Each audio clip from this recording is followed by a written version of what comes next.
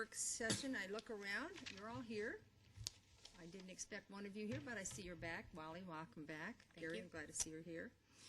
So the items on the agenda for discussion, let's start out with the first one, 124765, discuss proposed changes to public safety salary structures, pay increases, and medical insurance renewal for FY 12-13. In addition, provide an update on performances appraisal process. Lynette Reed. Good evening, Mayor and Council. As you just mentioned, we're here to talk about compensation and benefits for fiscal year 12-13. We have lengthy presentations, so please feel free to ask questions as we go along. It's a discussion, and if I'm not able to answer it, I have a whole entourage behind me, plus Dean is sitting to my left, so I think we're well prepared tonight. And I don't know if everybody heard, but you may ask a question anytime during this presentation.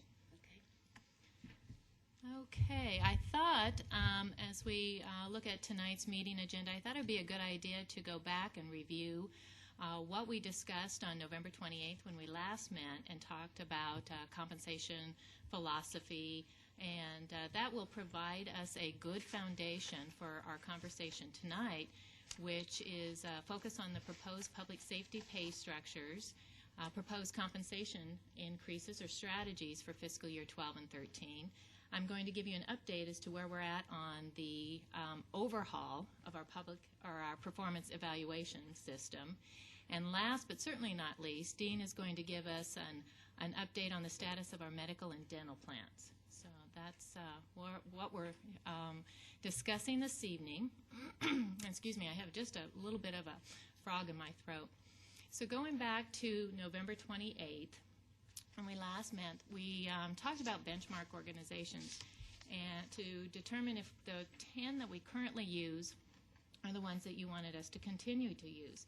And we decided, and your direction was, that we would continue to use the 10 benchmark organizations that we had used in the past, with one small exception. When we did calculate the market data, we were asked to look at the data with Phoenix included in it and with Phoenix taken out of it. And we have done that tonight. So as we progress through this presentation, we'll point that out on our public safety and also in our exempt and non-exempt structures. As for the market policy, it was a desire of the council to try and stay at a 101 to 105% of the market average salaries, but we know the economy is just now beginning to turn around. So it was more of, can we get to about 100, right there? It would be nice to start to move in that direction. We were asked to redesign the public safety salary structures with 8 steps and 5%. Make a recommendation on exempt and non-exempt salary structure, and again, bring back some ideas on the performance appraisal process. So if it's all right with everyone, we'll proceed to the proposed public safety structure discussion. Excuse me. Currently, we'll start with the police department. Our police structure right now, as you can see, has 14 to 16 steps, and they're 2.5% apart. If an employee progresses through those steps based on performance and longevity, if they receive a successful rating in their performance evaluation, they move 1 step or 2.5%. If it's outstanding, it's 2 steps and 5%. And that's our current structure right now. When we look at our bench... Sherry? I just have a question. Why, or what was the thought process that a sergeant was at 14 steps, 2 of them were at 15 steps, and then the officer and detective were at 16 steps? I don't know if you know that since it's historic or not. I don't know the reason behind this. It's not uncommon to see different number of steps for different levels within the organization. And as you see, as we go forward, the recommendation will have varying number of steps. So, do they have an average of how many sworn police were successful in doing an outstanding 2-step or 1-step? Are there any stats on this on performance? We did have that, and we provided that in a yellow paper. I didn't bring that with me this evening, Mayor, so I apologize with the focus on the structure, but I can get that for you. I have that yellow paper. Okay. So. All right. And looking at the structure and comparing this to our benchmark cities, obviously being competitive is a concern for us. And when we look at our benchmark cities, 6 of the 10 benchmark cities have step systems. And so we know that 6 of them, and that includes Buckeye, Gilbert, Glendale, Peoria, Phoenix, and Tempe are the ones that have step systems in their police department pay structure. The number of steps that they have are anywhere from 2 to 9 steps, and you can see right now ours are 14 to 16 steps.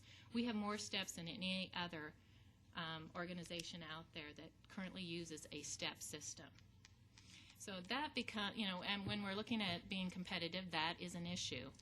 Another area that I want to focus on, and I'm sorry, I don't hope to not make you dizzy by moving this around, but it's important for me to kind of point this out, is we look at succession planning and progression through the salary ranges and in rank. We want some incentive to promote. And right now, with the large overlaps, and taking the detective out of this, large overlaps between the police officer and sergeant, we have a 5-step overlap. And when we look at our other cities, our 5 cities out of the 6 that have step systems have no overlap between your police officer and your sergeant. Because what you don't want is a sergeant making less than your police officer. Yeah, right. That makes it very difficult. So we want to, when we look at the redesign of this, we want to look at minimizing the overlap here. So there's incentive to promote. It meets with that succession planning philosophy that we're moving towards, and the market data. I know Phoenix detective is just more of a label. It's not an additional pay rate. How do the other 5 cities, do they use that as a different pay rate like we do, or how do they do that? We're the only one that uses it as a position, a separate position. And you'll notice when we go to the next slide, we don't have matches for it. Most of the other cities, it's an assignment. And so that's why I didn't really focus too much on detective in this particular structure, but it's something that we are unique in also. So any questions with this current structure, or some of the reasons why we might be looking at a different structure here? Okay, so in looking at changing the structure and making it more aligned with what our competitors have, we look to the 8 steps, and these are 5% steps. And in making sure that we're aligned with our market, I want to point out there's these green numbers down at the bottom, and then there are these red numbers across the top. And when we compare ourselves to the other benchmark cities, we compare minimums of the range and maximums of the range when we're looking at public safety salary ranges. That's how we compare our market data to make sure we're competitive. Knowing that it's council's desire to stay between 101 to 105, more likely around 100 if we can get there because of the economy. With the changes in this structure, when looking at the minimum and comparing to our benchmark cities this year, we are currently right at 101 here, 99, 104, 104.8. So you'll see that we align very nicely on our minimums with where council would like us to be as far as being competitive. And again, you'll see there's no match for a detective here. Which level is, I guess I'm always getting mixed up, is it exempt where they're salaried? Is it lieutenant salary? Mm-hmm. Okay. Lieutenant. Sergeant is hourly. Okay. Yeah. So then when you look at the maximums of those ranges, where we only have 8 steps and 5% here for a police officer, we're right at 100%, 101, 98, and 95. So again, while we're a little low up here, we're still close to where council would like and has directed us to try and maintain right there. Let me ask this question: Is there a problem with the sergeants because of the range, not wanting to become lieutenants because they get time and a half at the sergeant level, and they don't at the lieutenant? Is that a problem for police recruiting lieutenants? I guess is my question. This absolutely, because when you move from a sergeant to a lieutenant, you do lose your overtime, and so it can be an issue depending on where you're at as a sergeant and a lieutenant. We do have some overlap here. We do have a little bit of wiggle room up here, but the market, we want to look at externally too where we're at in the market and maintain our competitiveness. So there is some slight overlap with this structure, especially as you progress upward, but that's not uncommon. Again, we're trying to maintain our competitiveness there. Okay, my question is on this proposed structure, each of the entry level is a little higher. And would you explain why? Yeah. When we look at the police officer, we build this structure based on the police officer. That's where we start. And we did take away one step on the police officer from our current structure. That brings it right at 101.6. I mean, it makes it very competitive right there with our entry level. And then you build your structure up from there. Again, watching your market out here to make sure you're not exceeding that. And we're going to touch a little bit on that in the fire structure. That will become important there. So you build your structure from there, and then as you try and minimize overlap, especially from your police officer to your sergeant, because that's where you get your biggest leap right there. That's when they go into supervision, and then as you progress up more into management, minimizing that overlap there. That's how we did arrive at what we've got here, and that's why you'll see some of the reduction in the number of. Plus, the direction was to move to 8 steps. And Right, so these minimums then would be in line with other cities and their minimums. yes, Okay. we're right at 101.6 for police officer, 99.6 for sergeant, so slightly below 100%. So yes, very much in line with the average of other cities. Okay. Yes, Gary. If a sergeant is at step 6 and we promote them to lieutenant, do they take a pay cut or do they take a lateral over to step 2 of the lieutenant salary? Or what do we do? I mean, what are we doing? What good deal are we proposing for our staff? We're proposing, obviously, we wouldn't want the employees to take. We realize that they're taking a pay cut with the loss of the overtime. Right. So depending on their qualifications and their years of service and who is already currently here, because in your police officers and your firefighters, your public safety, they're very seniority focused. And so we want to make sure that, looking to see who's in level 1 and 2, if we can slide them over, that would be the most ideal. Okay, so at the exempt level, we try to adjust, and it's only if we were to hire someone from the outside would we put them at a level 1. There, where you can put them in at a level 1, where they're the laterals. I don't know if this organization's done a lot of lateral hires lately. We've been doing a lot more promotions internally. But Right. that may be, as we progress and we grow. Okay, thank you. Joe? It's my understanding we have a policy in place that and correct me if I'm wrong, Brian, is if you get a promotion, you slide to the closest step greater than the salary you had before, I think with a minimum of 5%, something like that. You go up Is- 1. Is that correct? That's correct. So it's determined by policy where they actually, if they're here, where they're going to slide it within that step range. So if they're here and they slide across here to the next step, if this salary, if this salary is the closest, and then they do one more step up, a 5%. Okay. So, sorry. Yes, Bill. Do you know what the top end numbers would look like if we were to get them over that 100% mark? And my concern, and the reason that I asked that question, is those are the positions that become very critical to the organization, that upper management part. And if we're not being competitive with the market and we're looking to bring talent in from outside, if that's necessary, we're going to be under market at the top end. Yeah, and it's a possibility. I was just looking to see what our chief is at because we want to make sure that we can save room up there for the chief. Looking out for you. So it's a possibility we could look at increasing those a little bit, but again, you want to look at internal equity and make sure that we have some room there. But, and I look at that and say, well, we've gone from 16 steps to 8 at the bottom, and I think we were 14 or 15 at that upper level, and now we're down to 6.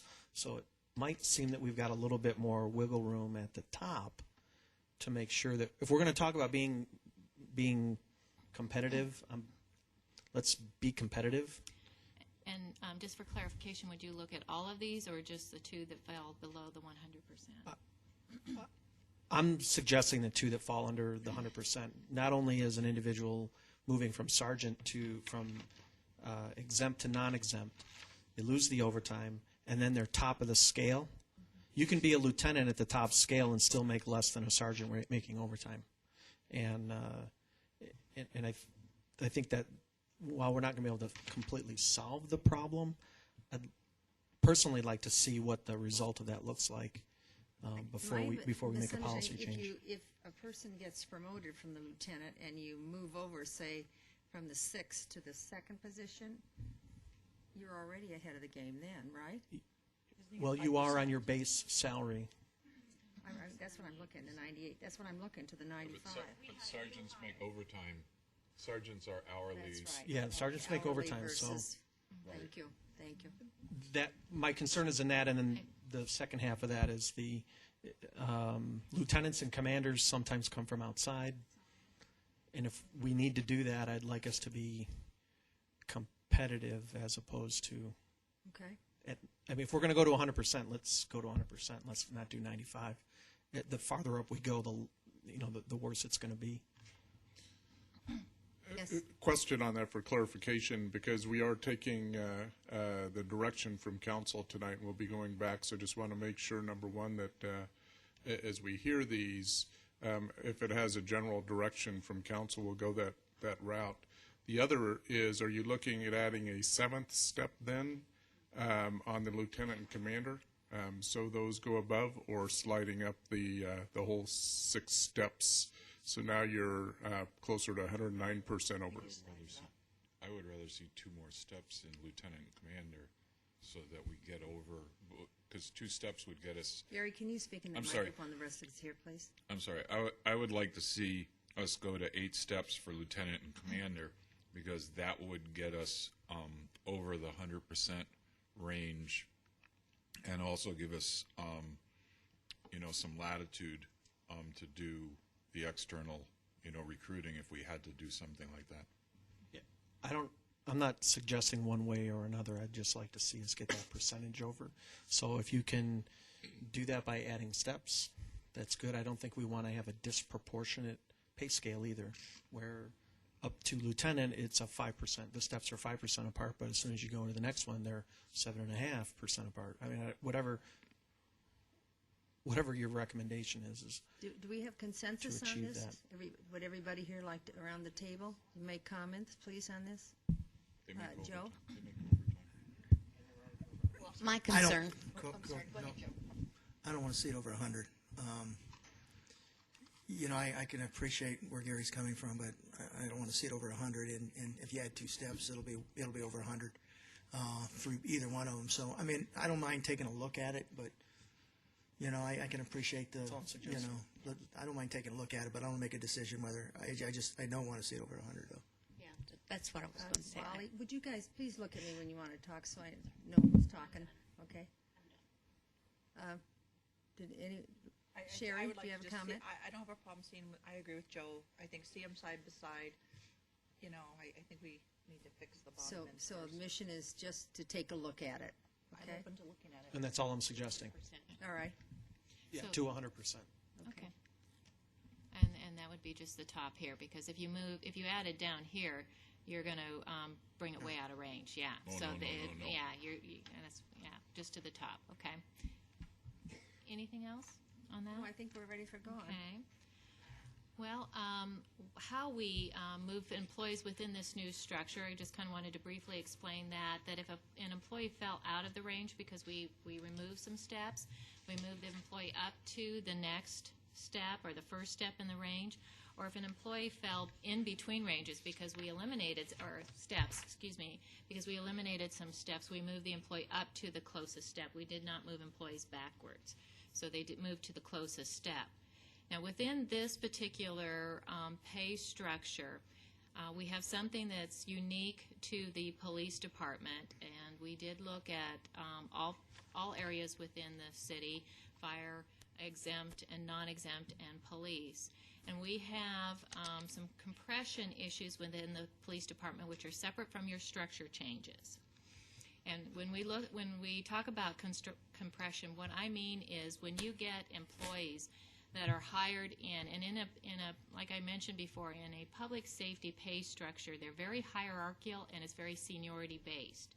When you hire in as an exempt or a non-exempt employees, a lot of times what they'll do is they can negotiate for where they are in the range based on their skills and their experience level. So they don't always come in at that first pay step. Where in your police and fire structures, it's very typical to see them start out at step one because you need to work your way up through the grades or the steps. So we have continued to hire police officers and move some sergeants in over this downturn where we were hiring individuals into this particular pay plan where we weren't in other areas of the city. We did some hiring, but when a position became vacant in an exempt or non-exempt area, we would look at, do we need to fill that position? Can we move the job duties elsewhere? Can we, just hold off on filling that? So there were a variety of ways we could handle that, but with our police officers, we needed to make sure we had certain number of police officers out on the street, so we continued to hire there. So we have some police officers and a couple sergeants who have hired in at the base rate, and over the 4 years we've had additional police officers come in, and so now you have a tenured police officer working next to a brand new police officer making the same money. And so that's what I mean by compression. It's not a matter that they haven't moved through the steps, it's the matter that they haven't moved through the steps and we're continuing to hire, and you get this issue with seniority and not moving through the grades. And we have that with 18 police officers and only 2 sergeants that we have compression issues with. So if we were to implement the structure as it currently stands, not adding those 2 additional steps, and we'll look at that, and deal with compression issues, the cost of this is $240,000. If we only did the structure, that's $177,700. So the compression is about $62,000. And as we kind of consider this a little bit more, that second bullet there, employees receiving increases would receive between a 2.5% to 16%. That is the range of increases for the structure and the compression issues. We have one employee who would receive the 16%, but the average increase for compression and structural changes is 3.5%. We have 20 police, sworn police personnel who will not receive anything from this at all, either through the structural or the compression changes. And we have 46 receiving a 2.5% increase. So we have the one employee with the 16%, just one employee,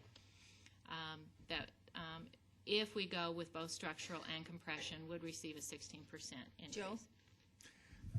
Just real quick, the concern I have with compression is you're always going to have it.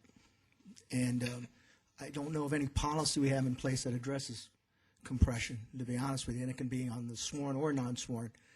And I have a concern of trying to resolve it all in one shot.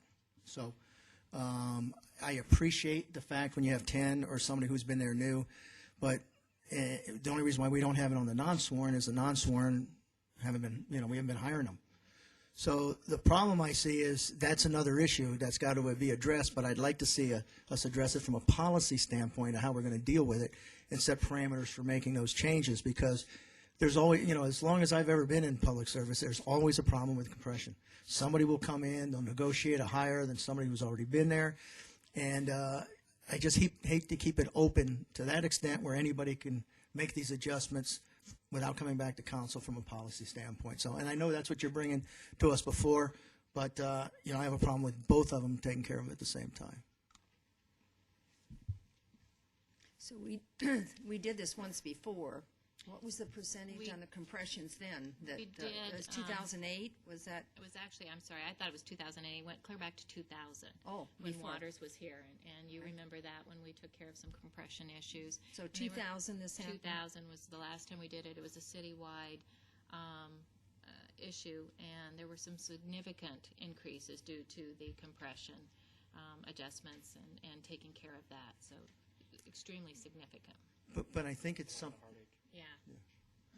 I just think it's something we need to discuss. What are the parameters for compression? Somebody who's been there 3 years making the same, 4 years making the same. I mean, I think we need to set up some parameters because, again, there's always going to be a compression issue when people come in. So, and then to me, it's a fairness as well. So, I just think it's something worth exploring, the compression itself. So would you do me a favor and just repeat the 16%? Because I know the people that are listening from their home computers are going to hit on that 16% loudly and clearly. And so I just want to be sure they understand the 16%, so it's worth repeating, please. And I want to can I back up just one step there to tell you how we arrived Okay. at that. In order for a police officer to move up those 18 police officers, they must have been here anywhere from 3 to 5 years before they were to get that bump in due to compression. And then the sergeants had to be here 5+ years with the city. So we have one sergeant who would be at the 16% increase, and that's due to the change in that structure because we moved the steps up. And then with one step increase due to the compression. So they're brought up to the bottom of the range and then given an additional step for that 16%. Most of the sworn officers, when looking at their pay for compression, were right about 5.1% and 7.7%.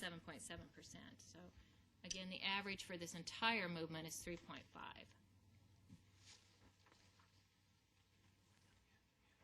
Yes, Gary. I'm going to pass. Thank you. All right. Any other questions on this? Go ahead.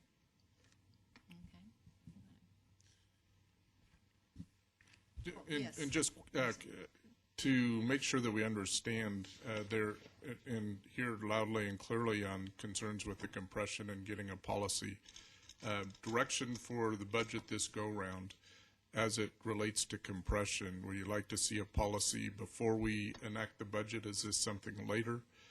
How would that fit into where we're going with the increases? Gary? Let me go back to this compression thing. And maybe it has an answer to what Brian is looking at. Maybe the policy should be that, there's a maximum bump to whether you move up in steps or you move up in compression, but you cannot get more than 8% raise this year, end discussion. And maybe that would solve, that could be the policy. And then, because somebody could fall, do they have to fall exactly on the step, or can they fall slightly below or slightly above?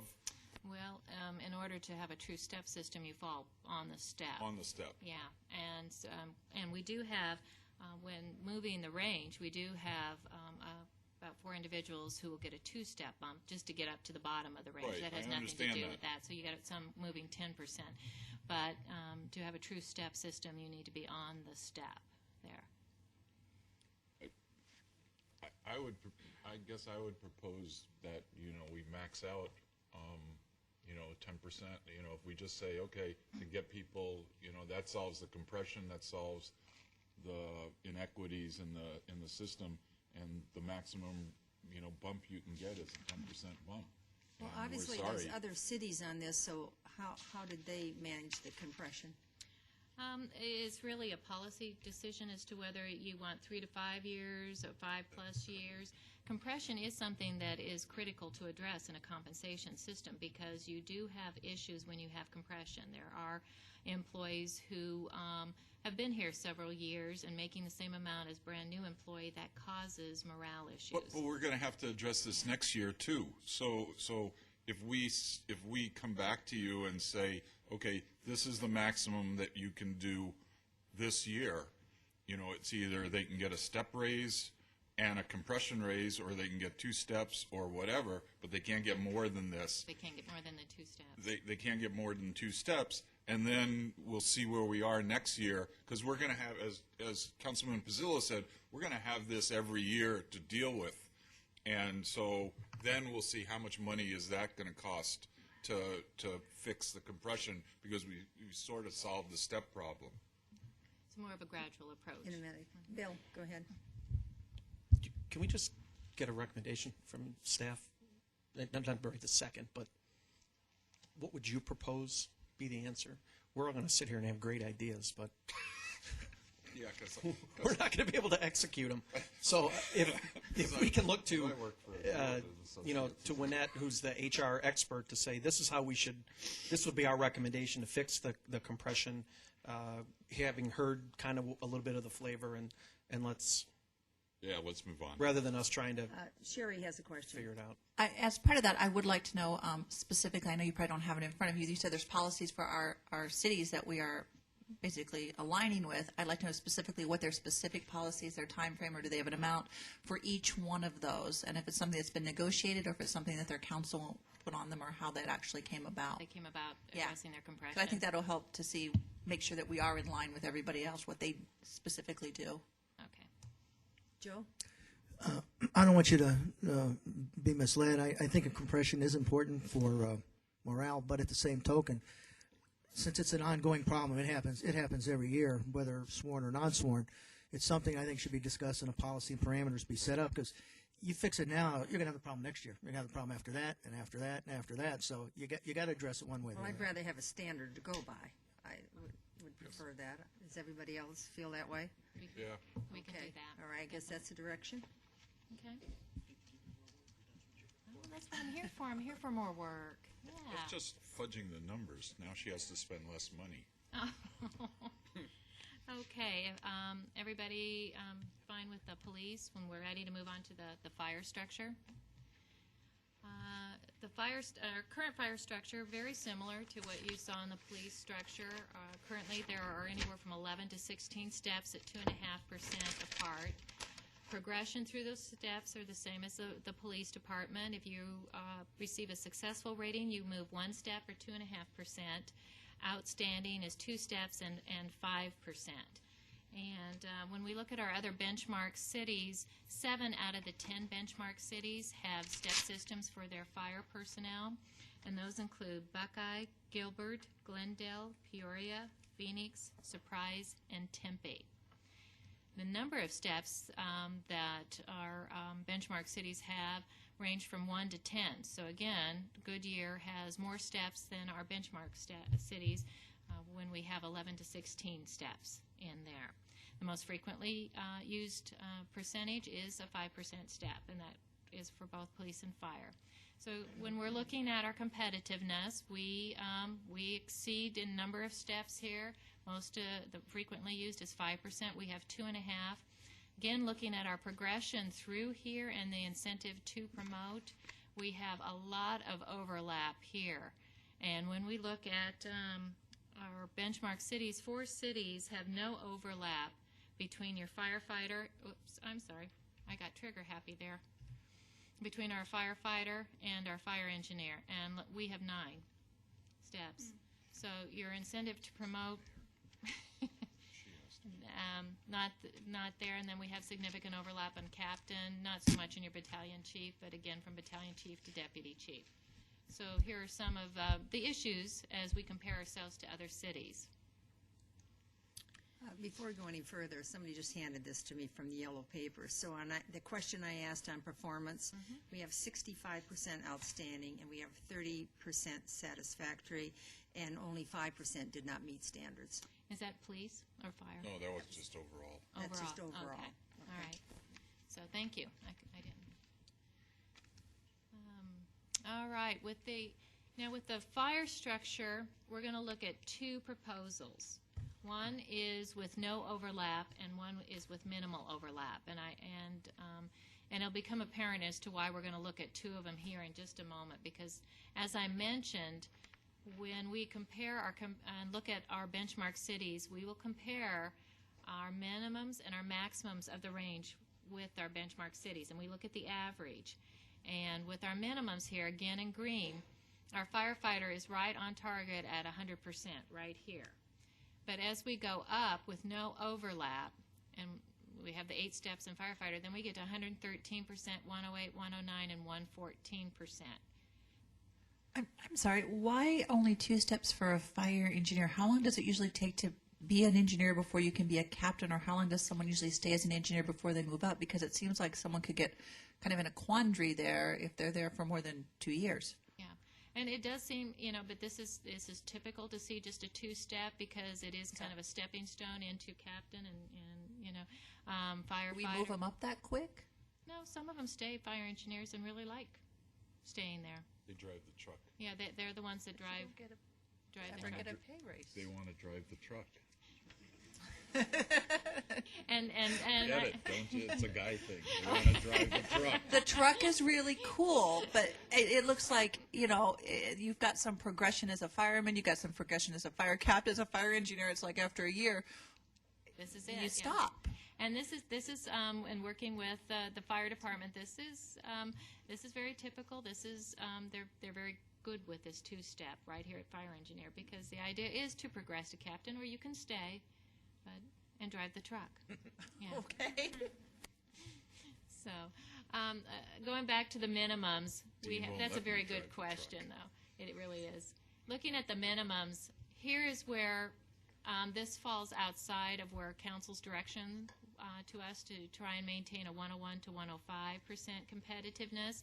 When we get to 113 and 114%, looking at that is of concern. Now, our maximums, 101 all the way up to 98, 99%, again, we fall close to or right in the range. So the maximums we weren't really concerned about, but looking at the minimums, we had a little bit of concern here.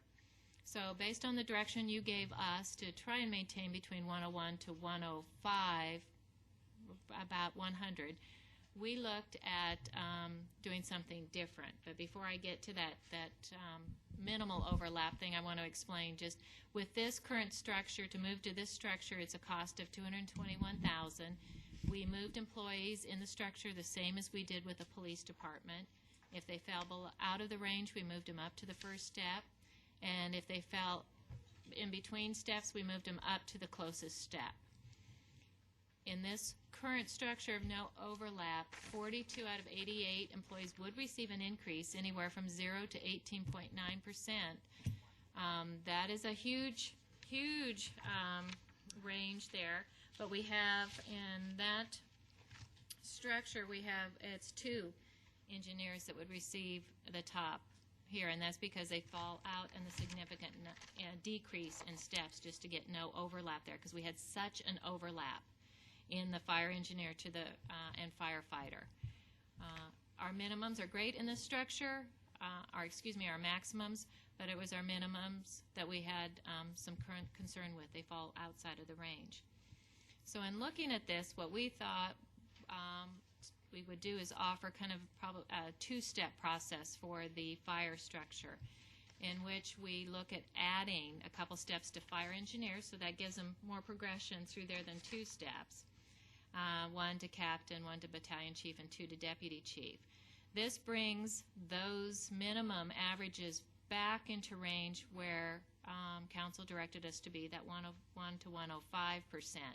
And so our recommendation would be to move to this structure with a minimal overlap. Look next year at moving to the previous structure, dependent on budget and market competitiveness. But our recommendation would be to move to this structure. You have a look. I know. Yes, Bill? Sorry. I'm going to ask you to repeat that part again, because you said, assuming the budget, blah, blah, blah, you're going to go back to the previous structure? If right now our market competitiveness, we're outside of where council would like us to be. If we move to this structure with no overlap, we're at 113% and 114%.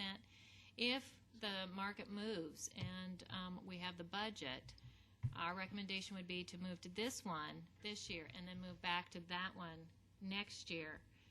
We'll look at it again and see, because this is where we should be with in comparison to our benchmark cities.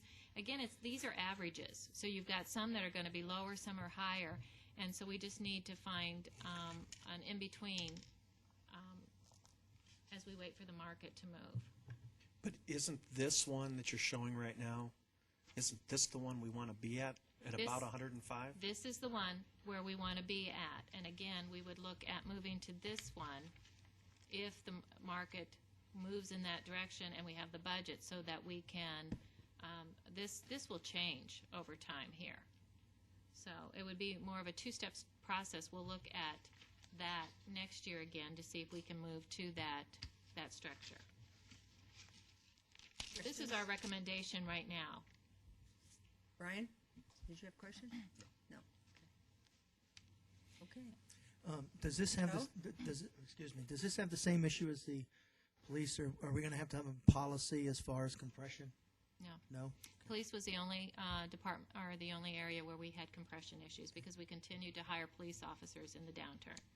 Let me ask you this in overall from a policy standpoint, because I assume at some point when we start hiring, we're going to have an issue dealing with compression. So would it make sense from the HR perspective to actually thoroughly figure out a policy for compression so we can address this and get it at least for purview, so you'll have some means of addressing that before it gets out of control, from a count standpoint, because we're going to have it constantly as we move forward. So to me, it seems like that's an issue overall in the city we probably need to address, at least from a policy standpoint, how we deal with the issue. Absolutely. Bill? I definitely have to agree with Joe on this. We've got, look to the fire chief, 18 that were hired at one time, the last batch, about 4 years ago, something like that. So we've got 18 people sitting at step one, and we have not received any raise. And with police and fire, we tend to hire in larger numbers. So if we're five, let's just say we're 5 firefighters short, and we decide to hire 5 firefighters, now we're going to have those 5 brand new people at the same pay scale, and that's how this compression will start. So I think if we get ahead of this now before we go down that road, that will be very beneficial I for agree. all I of us. think we need to solve it. Absolutely. We'd be happy to work on that. So as I mentioned, this is our proposed structure, which aligns us with market, provides a way to progress, an incentive to progress with our succession planning. This will help greatly, and again, makes us more competitive with our benchmark cities.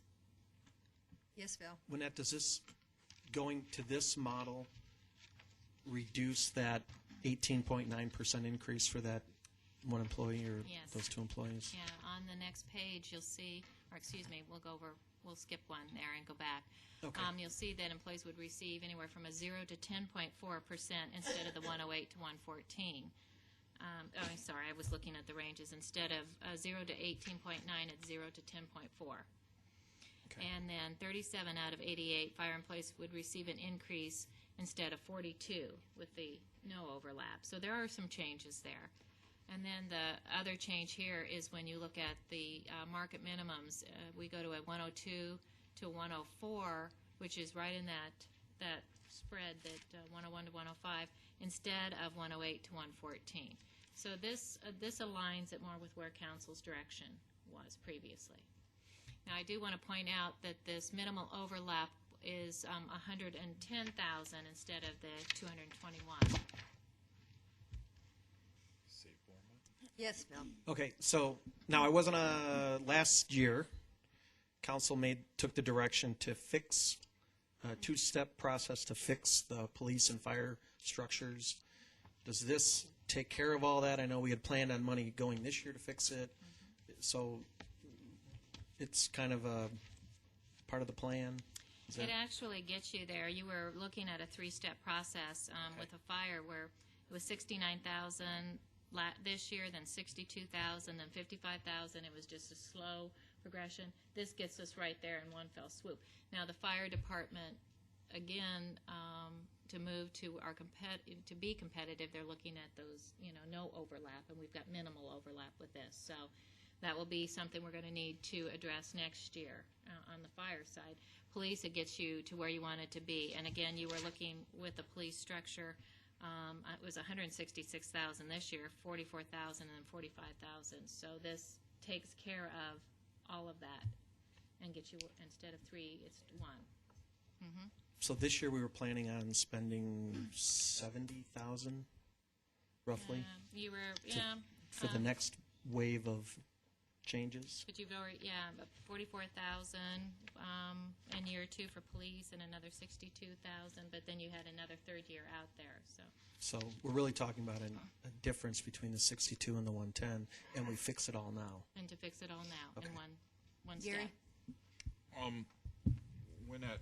On the police structure, we had minimal overlap on some jobs. Why are you recommending on the fire structure? You're saying we want to have minimal overlap this year, and then look at having no overlap in the future. I don't understand. Explain to me why you wouldn't just keep the policy of a minimal overlap going forward. It's more about where other agencies sit in our competitiveness. And so when you look at the fire proposal, in police there's overlap, but when we look at the fire, I want to go back to my notes here so I make sure I say this correctly.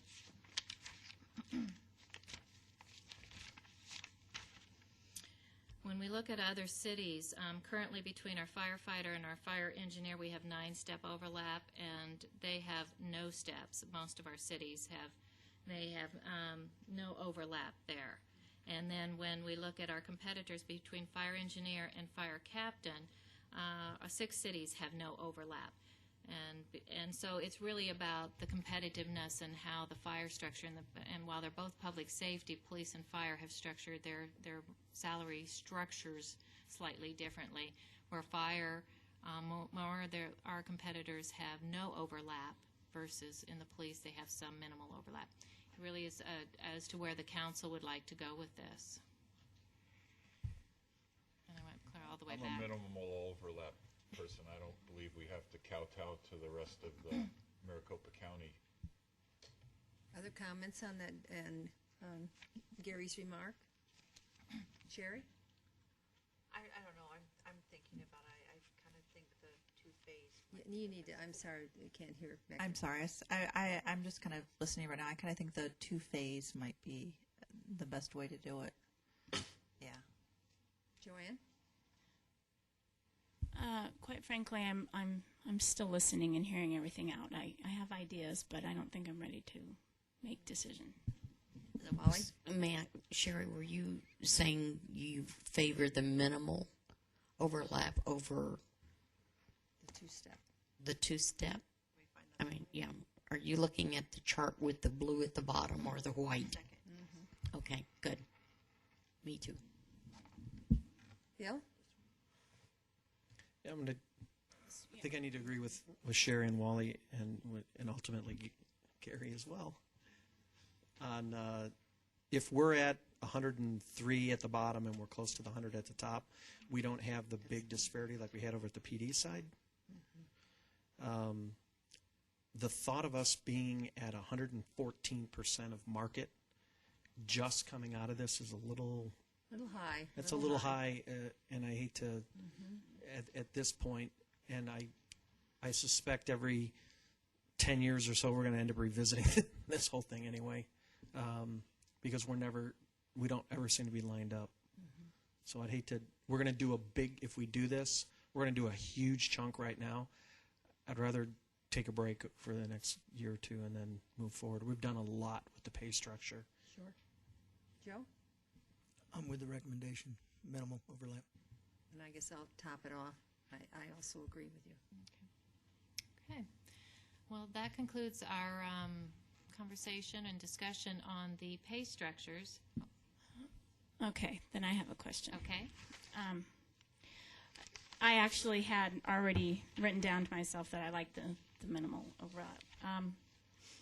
I thought Gary's comment about max of 10% was interesting, so I'll be interested to hear what you guys have to say, what's out there. One thing that really hasn't been discussed and I need to feel better about, I appreciate the fixing of the steps and getting us back into, the area that we want to be in, the 101 to 105%. One thing that really hasn't been discussed is the fact that currently, and I've never known step payment before in my life, so this is something I've been learning about. So currently, the way we have it at the 2.5% per step. An employee is receiving 5% because they're outstanding. If they are doing their job as they're supposed to be doing, they receive 2.5%. Currently, correct? yes. What we will be changing is to go to a structure that if you're doing your job like you're supposed to be doing, you're receiving 5%. So what happens to the outstanding guys? I'm going to address that when we look at the performance evaluation overhaul, because that was something that was a concern to the council, and we have taken that very seriously, and we'll let you know where we're at on that. We are proposing a completely different process for recognizing the truly exceptional, and we don't have it all ironed out right now, but I'll update you in a few slides on that. Okay, appreciate it. Joe? Yeah, I'd just like to note that that's assumed there's funding, because the last 4 years, there's been no funding for the merit. Sure. Zero funding. So whether it's 2.5 for meets or 5 for exceeds, it's been zero for both. So, you know, all this is in context of whether we got funding. So just to keep it all in perspective. Bill? I think we're going to it next, but are we going to talk about everybody else now? Yes. Next. That's the next slide, or next section. Are we ready? I'm Are good. we ready? Ready? No, that's Polly? Okay. All right, go ahead. Okay, if we're ready, the proposed compensation strategies for fiscal year 12 and 13. We are going to discuss the 3 options, and staff will make a recommendation on one of those options. But first, I wanted to talk a little bit about the market data. And when we looked at the market data this year for our exempt and non-exempt employees, currently our exempt employees are 90% of the market average salary. And when I say market average salary, we look at these differently. We don't look at the mins and the maxes of the range.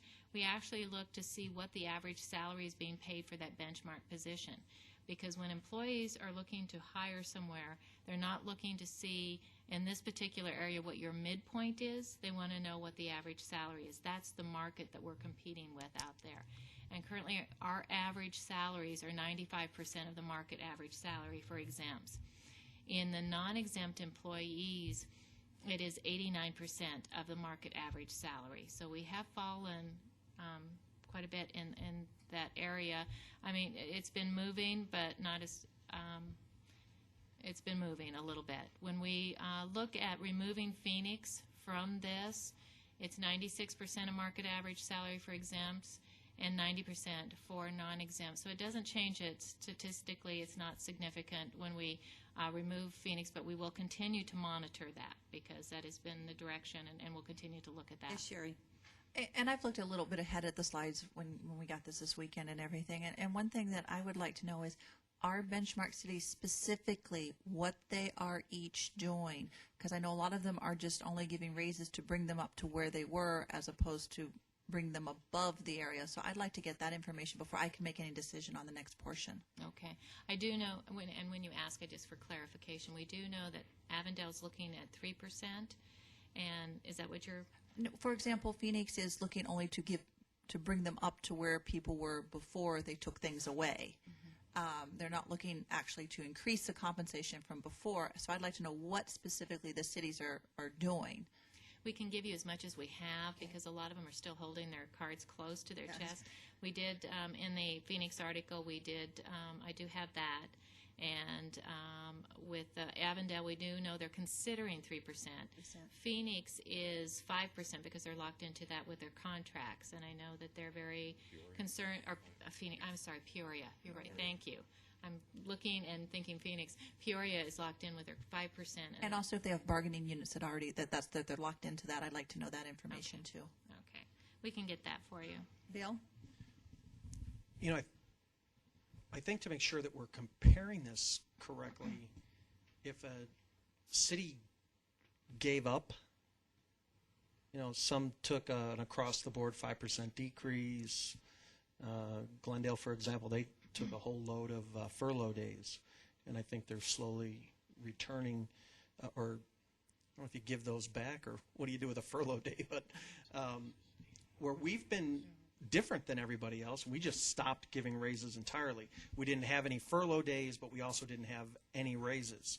So for us to try to make sure we're comparing apples to oranges, I think we really, that's a very detailed level of explanation that I think will be helpful for us to make a decision. We did add some days off. We did add 2 days off, if I remember. Yeah, Yeah, but those were still- paid days it's off. still I'm talking paid about days they're off. taking unpaid Okay. days off. Yeah, Joe? Is it fair to say, though, that's all calculated into this market average? This is the current Because this is market. what people are getting paid, This right? is what people are getting paid currently. Currently. That is not what they're projecting to get paid. So right Oh, no. now the market is this is the current market. No, what I'm saying is if they've had pay cuts or things taken away from them, That's reflected here. it That's should be reflected reflected It here. is reflected It here. is. It should Yeah. be, because this is a market survey of salaries. It should be. Is that Yes, correct? it So is. even with all that, if we're at 96 or 90 for the non-exempts, then we're below that threshold. If I'm understanding you correctly. Yes, it is. That's correct, because that's what employees, we take the average of, let's say we have an accountant position, and we look at accountant positions, make sure it's a match in our benchmark organizations, and we look at what they're getting paid, and that's an average of the salary, of their current salary that they're getting paid compared to our average salary, and we're at 95% of that. But that would not take into account furloughs, because if you make $12.15 an hour, it's going to be $12.15 an hour is how it's going to be reflected to you. But on the individual's paycheck that has a furlough day, unless you actually got their actual payment data, but from the personnel data, that's not going to be reflected. They're still going to be on the books as a $12.15 or whatever an hourly employee. So that wouldn't statistically take into account furlough days that Bill was talking about. No, because we look at like an hourly salary. And that's why they do it, because then they give them the furlough days. It doesn't cut their base, and it's easier to not give them the furlough days the next year rather than to get the raise back. Because I know ASU did that as well. Bill? Yeah, and that I think that's the important part of it. May be reflected in this today that the city of XYZ took 5% across the board, and they're gonna look to reinstate that 5%. So in a broad brush, city XYZ is giving a 5% increase this year, where the city of Avondale, as we've talked about, is going to give 3%. Well, they didn't lose anything before, so are we really comparing apples to apples, or are we just talking about McIntosh versus Washington? Wally? My question is, for exempt and non-exempt, are we talking only about police and fire? Do we have exempt and non-exempt in every department? We have exempt and non-exempt in every department. This is not our sworn police or fire. This is everyone outside of the sworn. So we only have we have police pay plan, fire pay plan, exempts, and non-exempts. And these are anyone who is, they're not sworn. Okay. Just for information, can you give just some examples of the non-exempt? The people at home don't know what we're talking about when we okay. say exempt and non-exempt. So we need to clarify who we're talking about, please. When we talk about non-exempt, we're talking about the hourly employees, and they are not exempt. They receive overtime. So those are your employees who are your water treatment employees, some of your parks employees, sanitation employees. Those, when you talk about exempt, those are employees who are salaried and they're exempt from the overtime. And so those tend to be, you can have some supervisors, but it really depends on the job duties. It's more of your managers and your upper level employees that really become the exempt. It really, as long as they pass the test of professional, executive, administrative, and all. So, yeah, those are the differences. Thank you. Okay. Now, while we do look at this and taking into consideration Councilmember Loretano's questions, when I look at this from a human resources perspective, I am concerned about retention and recruitment if we're falling behind in the market, and that is a concern for me as when I look at numbers like these. So, and on an additional note, I do want to say, You did ask us to look at the exempt and non-exempt salary structures along with the police and make recommendations. We are recommending no changes to the salary ranges for exempt and non-exempt at this time. We want to get through the performance evaluation process and then come back to you with that, and that may change, but right now we're recommending no changes to that, to stay with the 2.5% steps on those. But you are exploring that. Yes, we are, definitely. And I assume that that exploration is going to include getting us to that 100% mark? Well, our compensation scenarios will begin that process, and then the performance evaluation will be a process as to, we'll look to see whether our current salary ranges actually support the new system. So, yes, definitely with the compensation scenarios, that's where we're headed. I share your concern about being at 89% of the market for non-exempt. And we've spent a lot of time, actually, if you think about it, we've spent 2 years talking about public safety and getting that squared away, and we've left everybody, we look at this and say behind. So. All right. If we're okay, we'll go ahead with the 3 options that we wanted to provide for you, and then the staff's recommendation as to which one we would like to see move forward. In option number 1, and again, I'm going to use this wonderful little pointer here. In option number 1, this includes full movement of the police and fire structures, and so this is not the 2-step process on fire. This is the no overlap. So it is a police structure and the compression issue. So we can remove the compression issue out of there and bring it down to 177,000 or something here, but. Right now it's a fully loaded structure change and compression, and the full movement to no overlap in the fire adjustment. In this particular option, there is this NA and its lump sum. For now, this is more for option number 2, so ignore this section right here. And it becomes complicated, so stop me if I lose you anywhere here. In this particular option, it is there's a 5% increase to base for all employees. So in addition to the movement of the structures, a 5% increase to base for all employees results in this amount.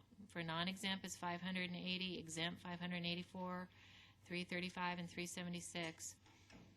There's no one-time cost, but the ongoing cost for this option is $2.3 million. I have a question. Yes, Jerry. How many exempt employees do we have, and how many non-exempt employees do we have? Because you broke it down on the ranges for everyone else, that firemen would get between this many and 18%. I'd like to know the same information for those employees. We can get that for you. Sorry about that. Okay, so then again, the ongoing cost is $2.3 million. Sure. Is that the increase to base for police and fire, the 376 and the 335? Is that that's obviously in addition to the 240 and 221? Yes, that is a increase to base in addition to the 240 and 221. So it would be on top of that, because with their that new structure, it's a 5% increase or nothing to base. So if we were to do 5%, that would include that. So we do have a couple more options. But just to make sure that I understand this, so the charts that we just spent the last hour looking at, this 5% would move us that much farther over 100%. No, because that's not the charts. That's the progression of employees through those ranges. So that would not move the charts over 100%. It would just move employees up one step. Okay. Yeah, and this is not the one we're recommending. So you're not suggesting a 5% bump to the steps. You're suggesting bumping everyone one step. Correct. Okay. In this scenario. That's a better way to say yes, it. Okay. in this scenario, yes. In this scenario, got it. In option number 2, this is where this is the fully loaded police structure adjustment, including the compression. This is the no overlap, or what we call the kind of the 2-step process, but no overlap for the fire. Here's where I'm going to come back to this lump sum in here. It's kind of critical, but I need to almost jump clear down here to explain this up here. So this down here is a 2.5% increase for exempts and non-exempts. That's what it would cost to give exempts and non-exempts a 2.5% increase to base. Okay. Quick question. Obviously, with the what is it? The non-exempt is what, running 89-90%, right? Yes. Range. Do you have any numbers of what if we did a two-tier? I'd just be curious. Say if the non-exempt was 3 versus 2.5, they seem to be the ones that have the bigger problem. I would just be curious if we treated them different. And here's where I'm kind of leading to, and I think part of it's going to come in Dean's presentation. ARS, I think, is going up, what, about 0.5%? Yeah, we have. Their insurance is going up a certain dollar amount. And I guess my question is if you have somebody making $50 to $60 million, if you give them a 2.5% raise based on my calculation, they end up getting 0. Okay, so to me, the non-exempt being that far behind, I think they're the ones that really need some help, especially. So I don't know if this is the time, maybe later when we get into Dean's discuss it, but that's kind of where I was going with the non-exempt, because when we see the other numbers, you're pretty much going to wipe out their stuff. And that definitely would be something we can discuss when we get to Dean's, but I can also provide you with some numbers on that. Okay. So when we... Joanne? Just clarification, on the fire structure adjustment, you said that was the no overlap when we were all just discussing the minimal. Is that the same or not? This is no overlap. In option number 1, this is minimal overlap. Okay, it is. That's right. Okay, thank you. Yeah, this is the minimal overlap. So if we were to do 2.5% increase here to exempts and non-exempts, because we're moving to a structure for police and fire that are now 5%, we can't do 2.5% increases to base for police and fire. So in order to do something for the 20 police officers or sworn officers that do not receive anything because of the structure adjustment, and the 51 fire personnel who do not receive anything because of the structure adjustment, we wanted to give them something. So what we're left with doing is a 2.5% lump sum, up to 2.5%. So if they receive 0 because of the salary or the structure adjustment, they would get a lump sum of 2.5%. If they got 0.5%, they'd get 2%. It would not go over that 2.5%, but to try and maintain that. Because with the average increase here, and that includes the compression, I'm sorry I don't have it without it, this is an average 3.5% increase for police. When you move down to fire, that's a 1.6% average increase for the fire with the with the minimal overlap. And with the 2.5% down here, we're trying to keep it all kind of close to that 2.5% number here. And that's why the lump sum here, and again, it's because they have 5% steps and we can't give them 2.5 to base. Bill? Do you have the information on the number of people in police and fire that received raises last year when no one else did? I think She'll we get can it for check you on in just that. a moment. And I do have numbers for Councilmember Loretano. You asked on non-exempts. I think this is what you were asking. We have 212 non-exempt employees and 110 exempt. Joe? I understand what you're trying to do with fire and the police, the ones that, weren't addressed in there. But since it's going to the step, how are you going to deal, because it's one-time money, how are you going to deal with that going forward? Because once you give it, you're taking that out of one-time pot money. So next year, how are you going to make them whole again? It will be a decision based on budget availability. So it's just this year. This is a suggestion for 1 year, the lump sum. Gary? The lump sum does not adjust their step level or their base salary or anything like that. It's just, here, you get paid. It's one time. One-time money. Merry Christmas. Yes. And we would propose that it be paid to them in 2 payments, because then that goes into their pension, and, that's more favorable. So it is just this year. We call it a lump sum. You can call it a one-time, but it is just It's an adjustment make sure everybody Some stays- recognition for Right, their, okay. their service. Okay. Sherry? Yeah, I guess my concern is when we look at that, it feeds off what Joe was saying. We've got 212 non-exempt and 110 exempt, and they're both getting pretty close to the same amount of money. It looks like we're funneling more of the money towards the upper income levels as opposed to the people that are really going to get hurt with. And I've saw what Dean's going to present, and that's going to take some digestion, and those are out of our control. And it seems like those people, the parks people, the sanitation people, are really going to get hit worse. So I think we got to look at that. It doesn't seem really fair. If you are considering doing a 5% to the non-exempts, that would move that number from 290,000 to 580,000, which goes back to what was here on the option number 1, 580,000. So instead of ongoing increase of 932,000, you have to add in that additional amount, and so that would be 1.2 million. Did we get the same number? Okay, that's good. So it's it would be 1.2 million ongoing. The lump sum would remain the same at 130,000. So for a total of 1.3 or almost 1.4, because it's 1,351,000. Mayor, I'm not sure I'm in favor of 5. I'm just in favor of something more than 2.5, because when we see Dean's presentation, again, the parks worker, the sanitation worker, the ones that are out there in contact with our citizens, the day-to-day job, the non-exempt, they're going to pretty much come out with a wash. So, again, we could probably discuss what that number is, but I think you got to do more for them than the exempts. And what we'd have to look at is almost a structure adjustment, because we're on the 2.5% steps. So to give them anything other than 2.5 or 5%, those are the steps. So that's where we can get somewhat creative with it, but just kind of. But we have to state it. Yes. And to add to that, the other thing we may consider is a 2.5 to the base for the non-exempt, but also a lump sum as well. So that's certainly an option, whether it's 1% or, we can figure out a number, but that's an alternative.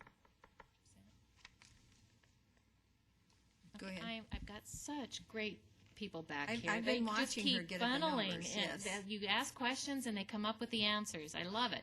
Increases last year when you ask about police and fire employees, 89 police employees received increases and 35 fire employees received increases last year with your adjustments. 35. Fire. And do you have it broken down between exempt and non-exempt? I don't Sorry, believe can we someone do. break that down for me, please? Between the exempt and non-exempt. They're working hard. By department, please. Okay. We may not have that tonight, but we'll.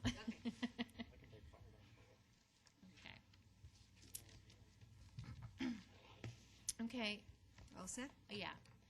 The last option, if you didn't want to do anything to base or move the structures, and that was just a lump sum for all employees, anywhere from 1% to 5%, and those are the numbers, one-time money that would result in. Of the 3 options presented here tonight, staff's recommendation would be option number 2, where we're trying to align everyone with around a 2.5%. Taking in the comments tonight, we can look to see if we could do an additional one-time for non-exempt, because we are kind of tied to those 2.5% steps currently. So if that's Sherry? I guess I don't really like any of your options right now. I like what we talked about, police and fire separate. Well, we were talking about that.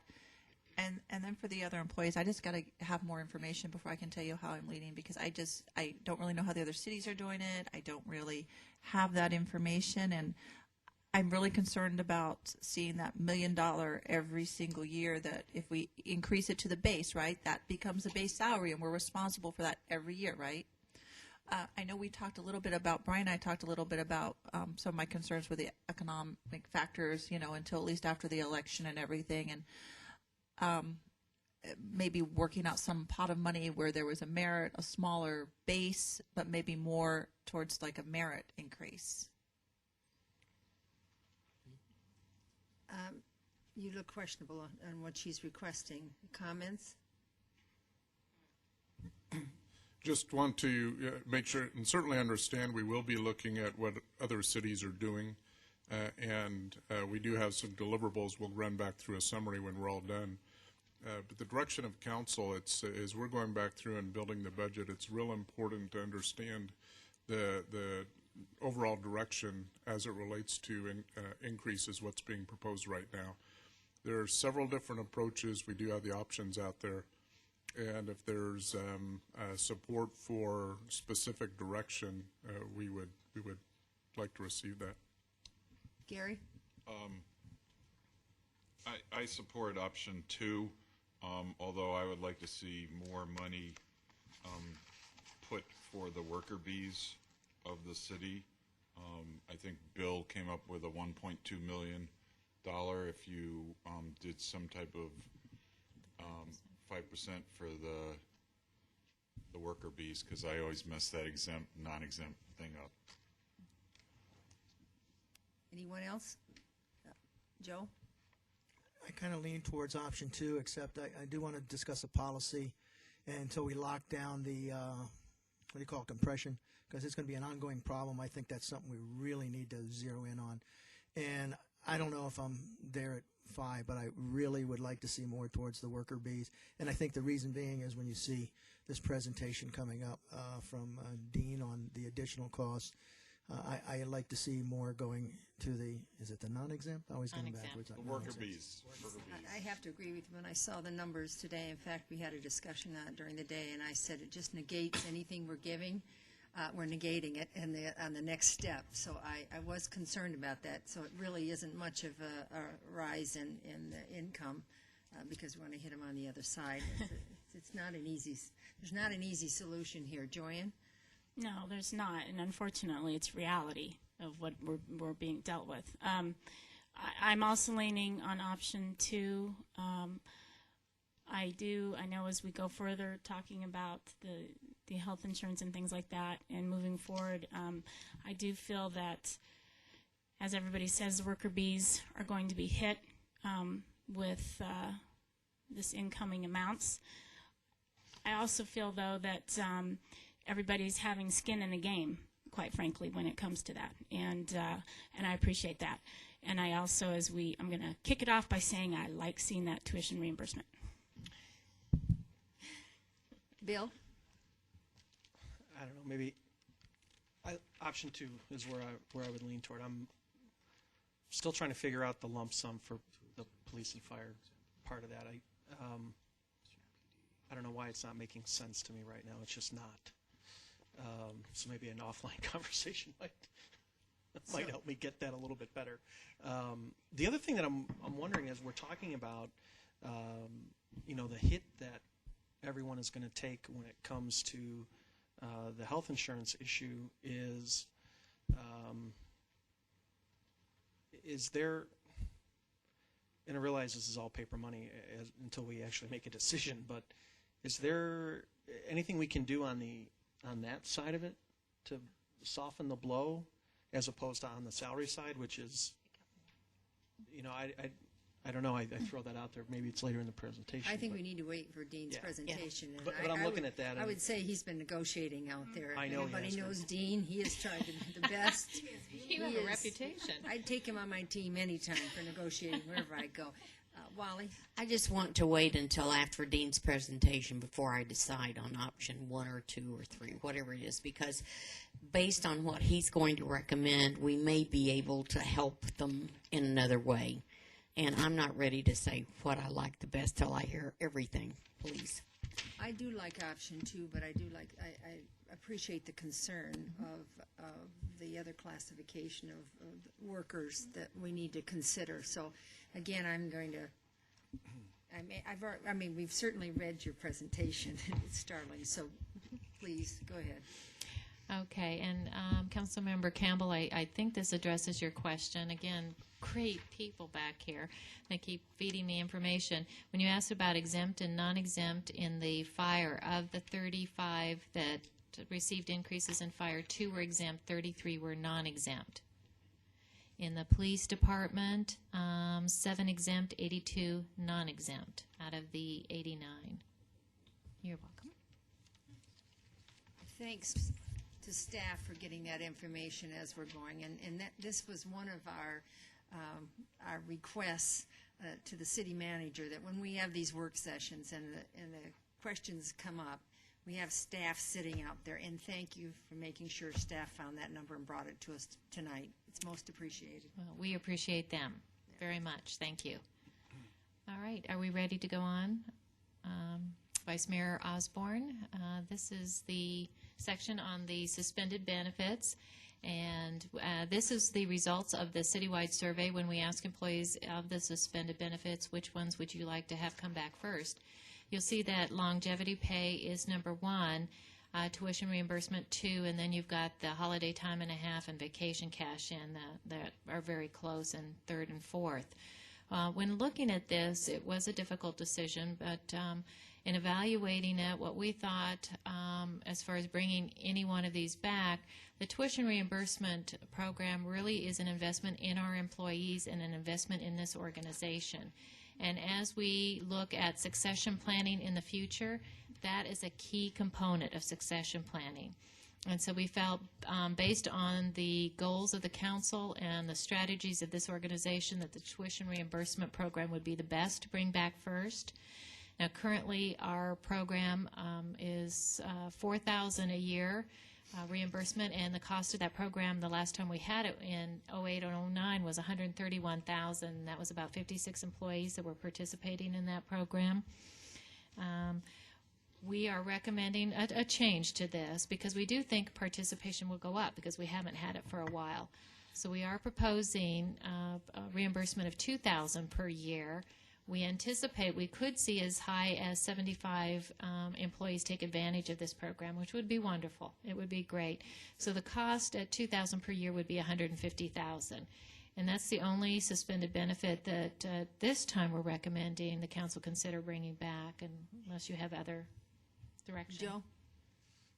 I like your recommendation because I think part of the issues that I guess some of the challenges we've had currently is lack of money in the education and the training area. So I'd like to see money spent there. I think it's money well spent. I'd just be curious myself, and again, I don't know what the cost is but the vacation 1 week buyback. Did anybody have any idea what kind of dollars? $98,000. When we last had the vacation cash out, there were 72 participants that took advantage of it because you can cash up to 40 hours, but you have to have a minimum in your bank. Right. Not everybody takes advantage of that, so it was $98,000 for the vacation cash in when it was last in fiscal year 09-10. Joanne? Question.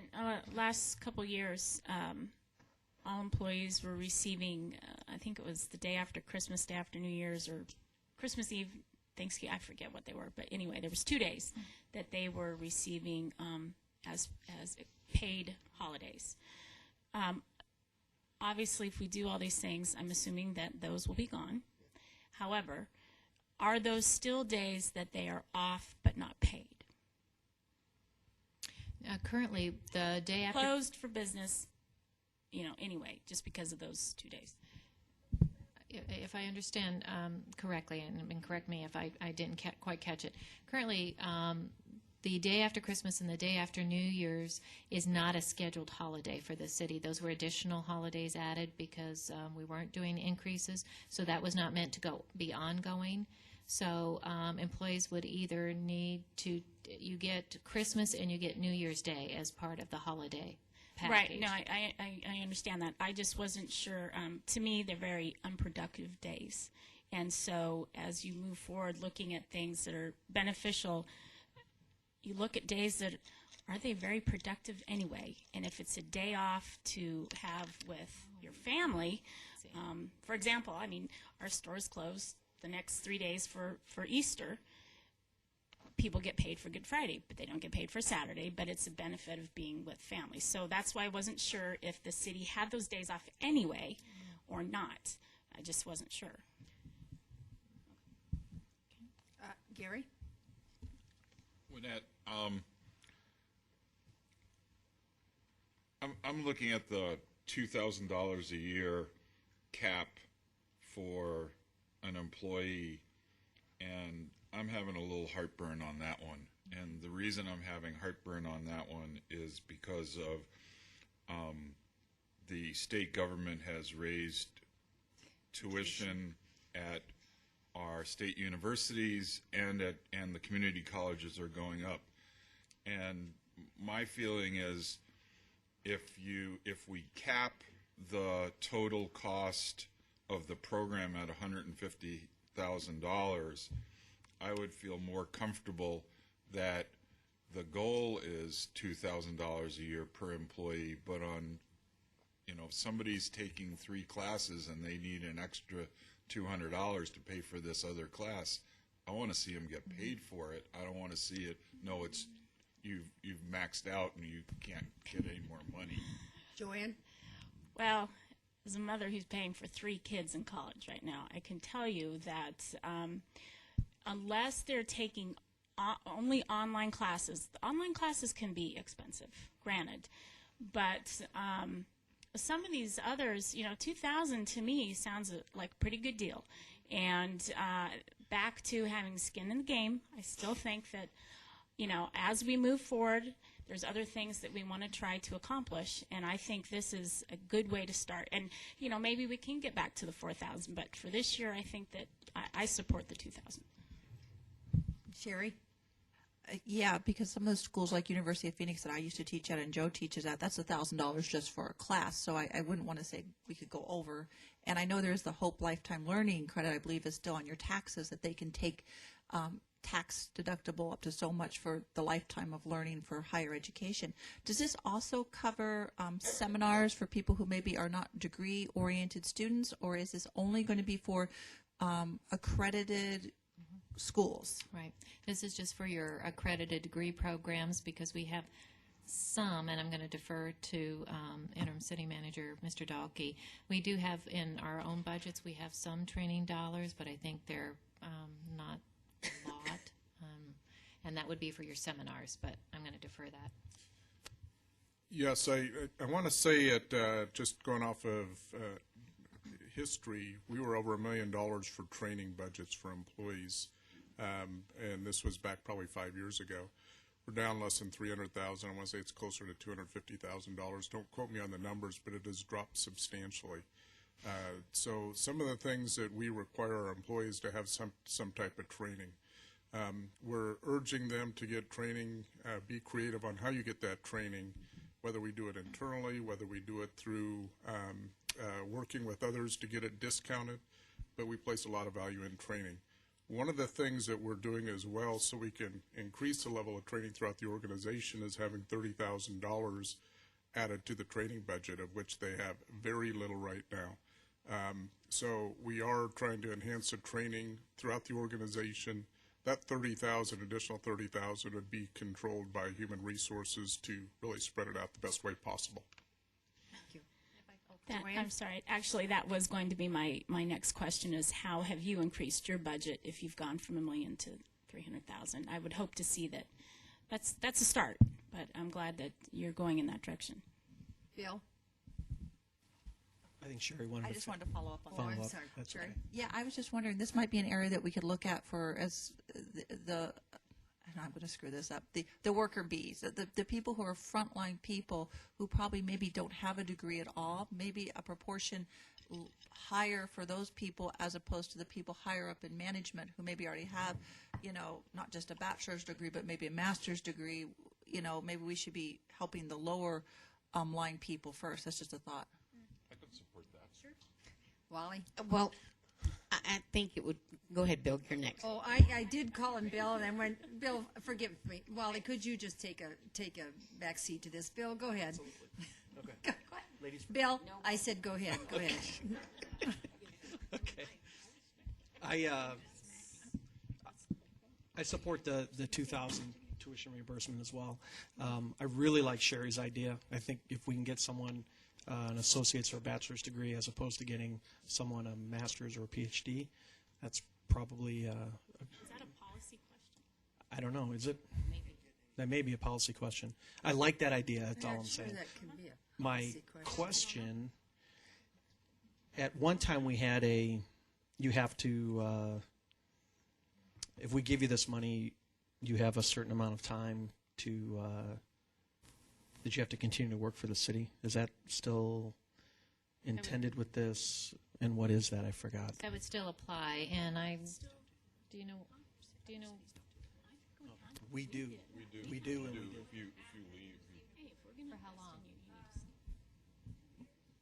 2 years, and that's in the or you have to pay it back. Okay, so say that So in total repeat for that everybody again, to hear please, again. so everybody can hear. So you have to maintain employment with the city for 2 years after you receive your degree that you're pursuing, whether it's an associate's or a bachelor's, after you receive it, or you have to pay it back. Did I say that correctly? Yes. Great, thank you. Wally? Okay, my question is, if we're proposing $2,000 a year and you want more employees to take advantage of it, we're not capping the number of employees that may take advantage of it. So in essence, we could have 150 employees. And you would have to pay out the $2,000 for each of those. So Right. this is an estimate. It Okay. could be higher. All right.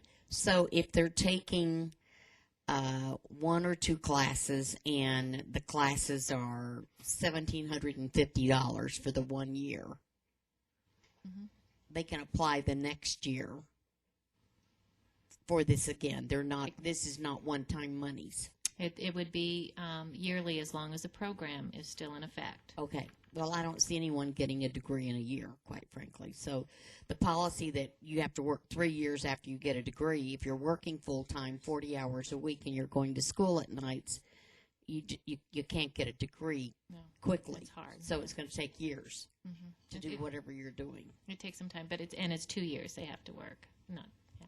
2 years after they finish, though. So if you get the 2,000 to take 2 or 3 classes, and then you leave employment in the next year or 2, do you have to pay that money back? That's what the policy states, yes.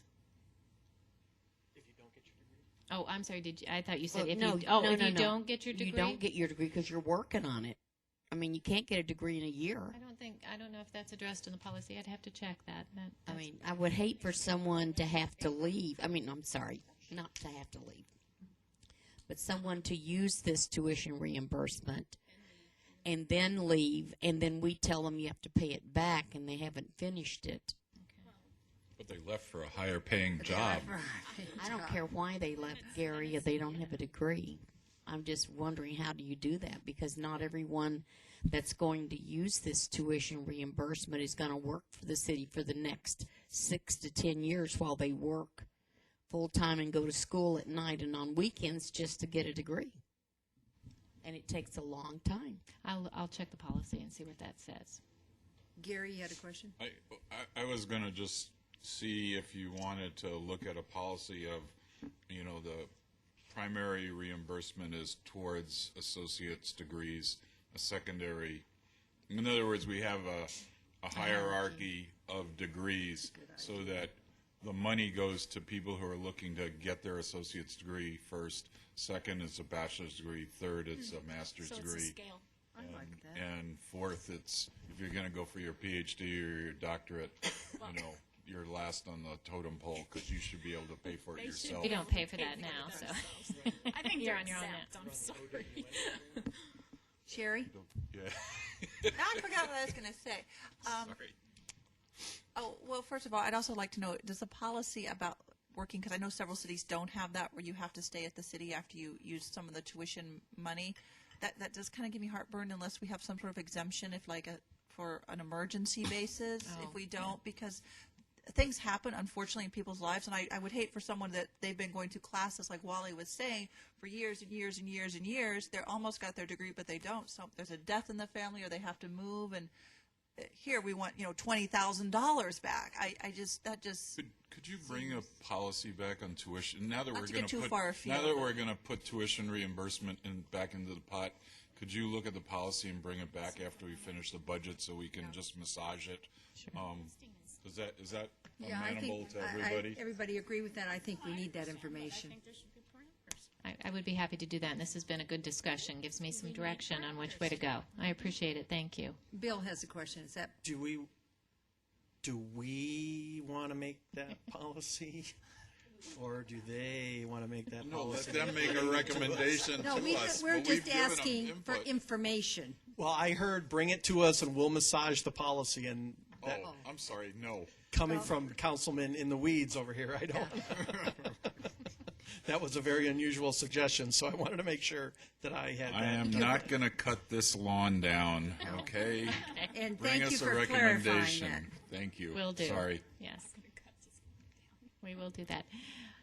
All right. Are we ready to move on? Yes. Okay. The last section that I want to address, and this is really just an update for you as to where we're at, because we heard very strongly from the council that we needed to look at our performance evaluation system and looking at overhauling that and changing that. And so as a result, we have put together a fantastic team of employees across the city, and here are their names and their departments. I wanted you to see all of the employees that are working as a team, and we call it the PET team, the Performance Evaluation Team, and we are looking at revamping our system, and it's been very, very good. Good conversation and a lot of fun.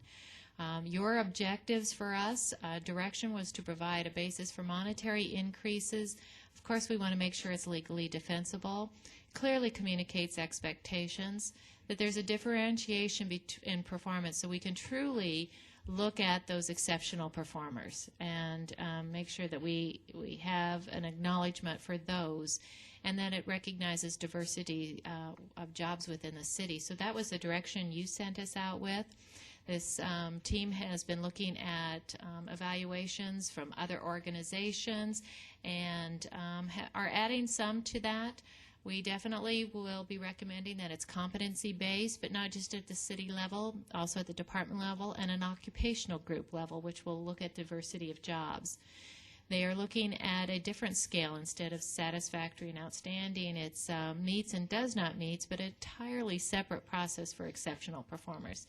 We're still working on this, so this is not a recommendation at this time. It's more of just an update as to where we're at. We're looking at the competencies to be weighted because there's some that are more important than others, so we'll look at that. This group would like to include a self-evaluation process and would also like more reviews than just annually. I think we all support that one. So I have a question. When we're talking about the reviews, can we get information like cities that, a lot of cities, their upper management are strictly on a review, they're not on a step basis, as opposed to, people at the lower level are on the step basis and see how those reviews are done, because that's a lot of times how the compensation is done. I know in some cities is that the upper management, it is strictly on performance. There is no steps. And that's what I was talking about when I was talking about a bigger pool of money, is when we look at our upper management, not necessarily a guaranteed step, as opposed to some of the lower areas where we do have more of the guaranteed step. absolutely, because as we design this process, we will be coming back with a recommendation, like I said, on the exempt and non-exempts. We're just not prepared to make that right now, but there are several organizations that actually structure it that way. Bill? I'll ask the question that Wally and I were just, do you think you'll have this done by the time we roll this budget season out? Our goal is to come back to you with something in May, and the team will present. Wow, awesome. Okay. Yeah. All right. I said I doubt it. My second question of this then was this intermittent review. Yes. I get a little nervous about this one because that sounds like we're going to be making special adjustments throughout the year. No. The goal of this team was not to do more adjustments throughout. It was when I referred to this is they wanted to, when you're in your first year, your trial period, you get an evaluation at 3 months, 6 months, and a year, and they found that very valuable. And so to provide an option for supervisors to give feedback more frequently than less frequently.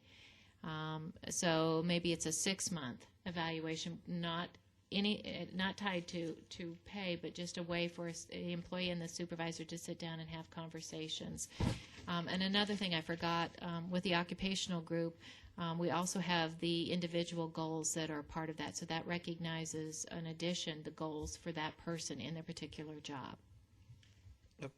Okay. Bill has a continuing So question. I guess I'm really struggling because if we're going to force upon the supervisor and then the employee the thing that they should be doing already in the form of an appraisal, it just seems like we're creating an additional work burden. And and one of the things we talked about in fire quite a bit was the coaching model. And if you're doing that well, you don't need to do this throughout the year. So I'm concerned that we're solving the problem, but we're fixing it by creating another one. That's my first concern. Secondarily to that, I guess I'm looking for justification on how we're going to why we use performance appraisals for merit increases as opposed, because the bottom line of all of them is they should never be tied together. I think you've been sitting in on some of our conversations. Okay. No, Good I'm enough. jo- No, I'm good. As long joking. as you guys are looking at it. Because I think that at the end of the day, honestly, that's for me, that's where I'm going to come from, is how do we justify performance appraisal equals monetary increases? They should not be connected. And we have had, I think, 2 very long sessions. I'm looking out there at the individuals and part of my team, 2 long sessions just around that topic. I guess I've been in a whole different career field. That statement you made, it's foreign to me. Performance should have, there's certain criteria, but I'm shocked that performance wouldn't be if you're going to pay someone beyond. Right Is now. anybody else feeling this way? I feel exactly. I come from Holy sales. cow. I'm sorry, I come from sales, and it's tell me how you're going to reward me, and I'm going to get that. That's me. Give me the goal. Tonnage. And I'll make it. Yeah. But we're not making widgets and we're not selling. Yeah, but we are, and Selling service. We're selling We're selling service, service. and We're we're also delivering doing. service, we're not selling it. Okay, but Right, we also we have have to- you have to have more than one annual appraisal, and what this does is it formalizes the appraisal system. You're not making a decision in 6 months. And if your boss leaves, your boss better be writing you an appraisal. And if your boss gets promoted, he needs to write an appraisal on you, when he leaves, whether it's 4 months, 3 months, or whatever. So you should have at least 2 appraisals in your criteria at the end of the year when you come up for some kind of a merit or monetary result. So Before you answer that, Sherry? Okay, you got to think of this both ways. In the real world, if you do good, you do really good, you get more than the guy that judges, he doesn't get as much. That's real world. That's how it goes. My daughter sells more Girl Scout cookies. She gets more prizes than the girl that didn't sell any. That's how it is. But you also got to look at it as the part of the person who is doing really good. If you're the outstanding person, you're here extra early, you're working really hard, and you see that your salary is the exact same as the guy next door that isn't doing anything, what are you going to do? Bullet 4. You're Separate process for exceptional performers. Well, no, but still, it should be based on. See, that's what I was talking about with Brian. It's like I'm very for that. The better you do, the more you get. If you're outstanding, then you shouldn't get a 2.5. You should get a 5. If you're really bad, you shouldn't get a 2.5. You should get a 1 or none. If you're really bad, and that's just how it is. You're gone. Yeah, if you're really bad, you're out of here. I was going to say we do manage those out. And, We do, yeah. and I think having the mid-term evaluation, a lot of cities do that, and they do that because they want to make sure the employee is on track. It is a coaching goal. But if you're coaching, you don't need a formal document to fill You out. do. You do. Because You you have have to you have sign to it. document it. I'm sorry. Criteria. Otherwise, if you're going to dispute it, you have nothing to say. I would wasn't say on the track. consensus here is it's not going along with Bill's statement. I have that feeling. Joe had a question some time back, so let's give him the opportunity here. Just as a follow-up on the performance appraisal, one of the concerns I've always had, excuse me, because some of the issues we've had in the past, is that our supervisors and our directors and our managers are properly trained in how to evaluate, properly document, and in case need be, develop a work plan. So I'm hoping HR will be making its rounds out there and bring our directors and managers and supervisors up to speed on some of that, so we don't have an issue where somebody's employee of the year 1 year and whatever, and it creates an issue for us. I'd like to see us spend some time working on that. So. What we're doing is Sandra is actually intimately involved on this committee, and she's facilitating and a member, and that's designed because she will be doing the training. So she's going to be very familiar with, and as we're designing the training as we're developing the Perfect. System. Okay, thank you. Wally? Yes, I just want to say there are some positions that there's only one of them. And based on relationships between the person holding that position and the person writing the performance evaluation, because that would be the only person that person works directly for and in support of every single day. I would hope that in your training of our supervisors, they can be objective, and not just because that one person is doing all of that for the one. I mean, it's hard to say. I understand. But do you understand what I'm saying? You have a boss that doesn't like you. No. You have a boss that or loves you. you. Have a boss that thinks you walk on water Exactly. because you know everything, and you're there every day, and you're helping him every day or her every day, and so you're going to get the outstanding. But yet you've got someone else in the department that is feeding this person somewhat some of the information because that person can't get it all by that self. You've just got to be real careful how you justify the really outstanding if there's only one person for one job. Is what I'm saying. I mean, so because it's such a narrow window, and that person, truthfully, if that person isn't getting outstanding all the time based on what that person is doing, maybe they ought not be in that job. Yeah. That's just my observation. Any other comments? I look forward to bringing this back, and I think it will be an interesting conversation. Thank you. Is it, yes. Could we take a 5-minute break here? All right, 5-minute break? Great place to stop, yes. Thank you. I think we're ready for the next presentation.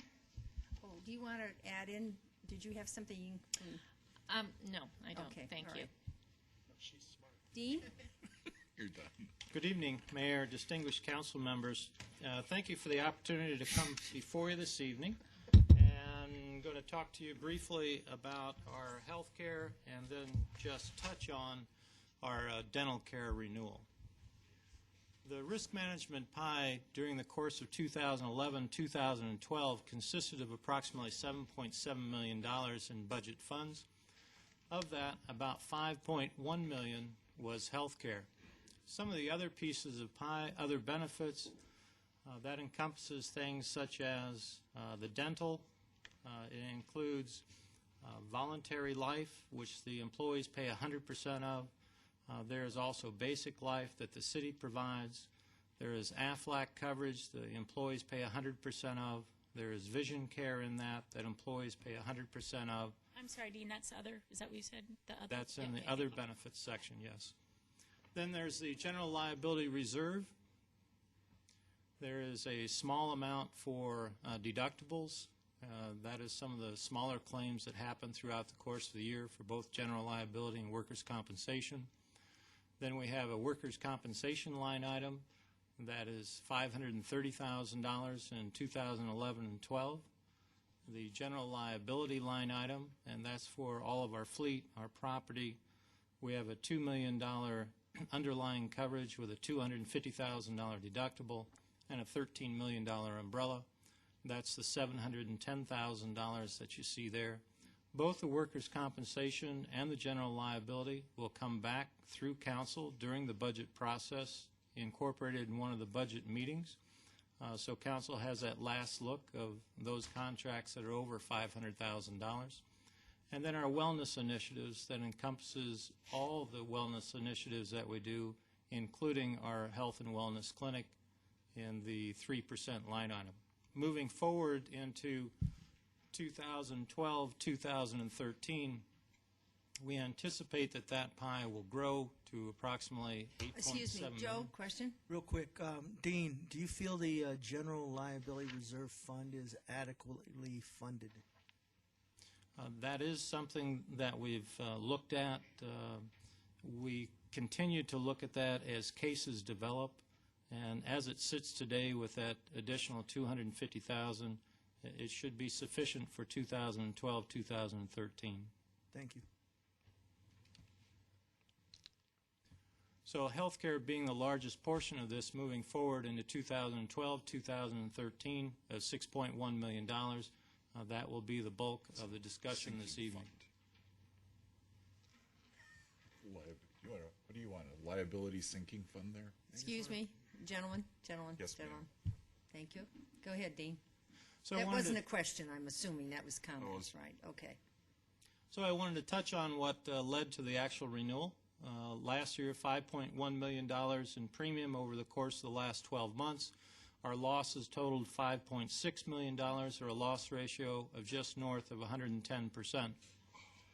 What that means essentially is that an insurance carrier likes to run between 80 and 82% loss ratio. If they're running right there, they're pretty happy with the book of business. Anything north of 83, 84%, they start to have an issue.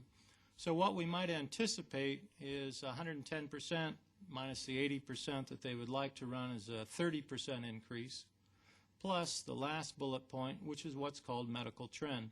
Medical trend is just another word for inflation. It says if we took all the same medications next year, we had all the same procedures, emergency room visits, and everything else were identical, how much more would it cost? And this last year it ran about 10%. So what we would anticipate would be 30% plus 10%, or a 40% increase being requested by the carrier. What's driven that? Well, during the course of this last 12 months, we've had 17 large or catastrophic claims, those claims in excess of $25,000. That does not compare well with the preceding 12 months where we only had 6. One of the claims that we had this year, actually 2 of the claims were in excess of $500,000 each. But one of the things we did put in place is we do have a pooling level of $125,000. That's good, but any frequency between $25,000 and $125,000 hurts us dramatically. Could you explain what a pooling level is? Absolutely. An insurance carrier will take all of their claims that are over $125,000 from what they had in the preceding 12-month period. Then they'll take that factor and say, we can't afford to underwrite or price someone just because they have a spike claim or a claim over $125,000. So we're going to spread that out over all policyholders, and we're only going to put directly into their equation for renewal those claims that are below $125,000. And then that's also moved around in the negotiation process. It could be at 100, it could be at 150, but our pooling level was set at 125. I have a Question, Gary? Dean, on the 17 large claims last year versus 6 large claims the year before, going back 2 years or even 3 years, what has been our trend in large claims? Are we in the 6 to 8 range, and this was a bad spike that we've had, or or is this the trend? It's the spike. It's typically 4 to 8, Okay. and this year we had large claims And a bad year. that in some years we don't see any of those large claims. So Okay. that was very out of the ordinary for us.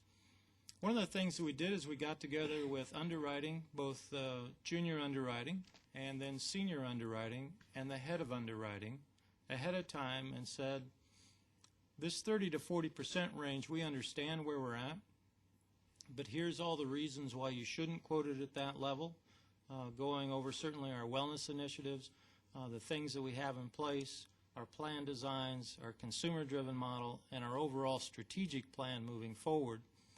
And when we finally got back that 30 to 40% would have been $1.5 to $2 million, and we ended up with a 23% increase, representing $1.1 million.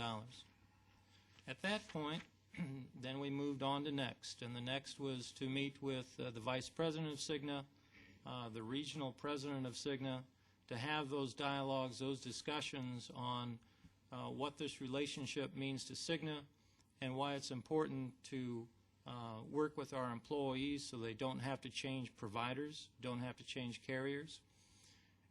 And we went to the Insurance Committee, and the discussion centered around, if this doesn't get into below 20%, then we're going to market this book of business this year. Even though our commitment to the carriers when we initially engage is that we'll try to stay with them from a 3 to 5 year time frame. The reason for that is when we go to market and a carrier looks at your particular book of business and says, okay, I understand that you stay with carriers 3 to 5 years, our leverage going into that is dramatically increased. We were able to get to the 19% level. That brought us down to $969,000. We then looked at plan design changes. It actually brought us to 18.5%. The reason why you have the 0.25% is that was a card that was played at the very last minute to say, okay, we're almost there, but if you can give me another quarter, I think we can get there. That assisted us in another $15,000 off the price.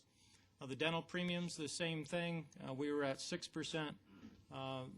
They refused to move off that price. We said, okay, then you're jeopardizing the relationship. They were able to get to 5% after talking with senior management. One of the things I wanted to look at this evening is what plans are our employees on. We currently today offer 4 plans. We have a PPO, a CMG, a $1,200 high deductible or consumer-driven plan, and a $2,400 high deductible consumer-driven plan. One thing that's interesting to note is Excuse me, Joe? What's the CMG? Yeah, for the audience, would you just give what PPO is and CMG is, please? Absolutely. Thank you. It gets a little confusing, but I'll do the best I can. The PPO plan is what we would think of as a traditional health care plan. The majority of our benchmark cities offer a PPO-type product, and that is their most popular plan. It has doctor copays, it has urgent care copays, drug card with copays, inpatient, outpatient. That's what a PPO is. Cigna has a unique plan that's called the CMG or Cigna Medical Group, which requires the employees to pick a Cigna staff model doctor and or facility. But one of the things that we did that was unique when we went back to Cigna is we had them set that on top of a PPO product. There are only 3 entities in the state that do that, and that's Cigna, Phoenix, and the city of Goodyear. What happens when that's done is the CMG really operates like a PPO. So you have to pick a Cigna facility, but you don't have to go there. So that's one of the reasons why we're coming to a recommendation on the PPO. I'll go over a little later in the presentation. The consumer-driven model, it's a 1,200 employee only or 2,400 employee and spouse, employee and child, full family, with 10% coinsurance up to another $1,000 to $2,000 out of pocket. Another consumer-driven model of $2,400 deductible or $4,800 for employee and spouse, employee and child, or full family. And interesting to note, 59 of our employees not taking our health care at all. What that consists of is we have 9 folks on TRICARE who use TRICARE as their primary, and because of the disruption in coverage and continuity of service, elect not to take our coverage. We have 2 employees that have spouses that are on consumer-driven plans here at the city, and because of how it is structured, it is better for them to be on that plan instead of one of our other plans. And then we have a total of 48 employees that are taking our health care stipend. where we pay the employees who provide proof of coverage elsewhere not to take our coverage. In the current fiscal year, net of all costs, that saved us just under $65,000, and next year we believe that will save us just over $75,000 by putting in that program. The insurance committee took a look at that and their recommendations.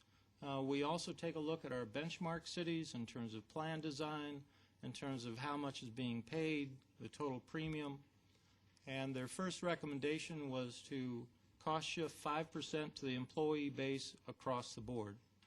Today, employee-only coverage is free on 3 of our plans.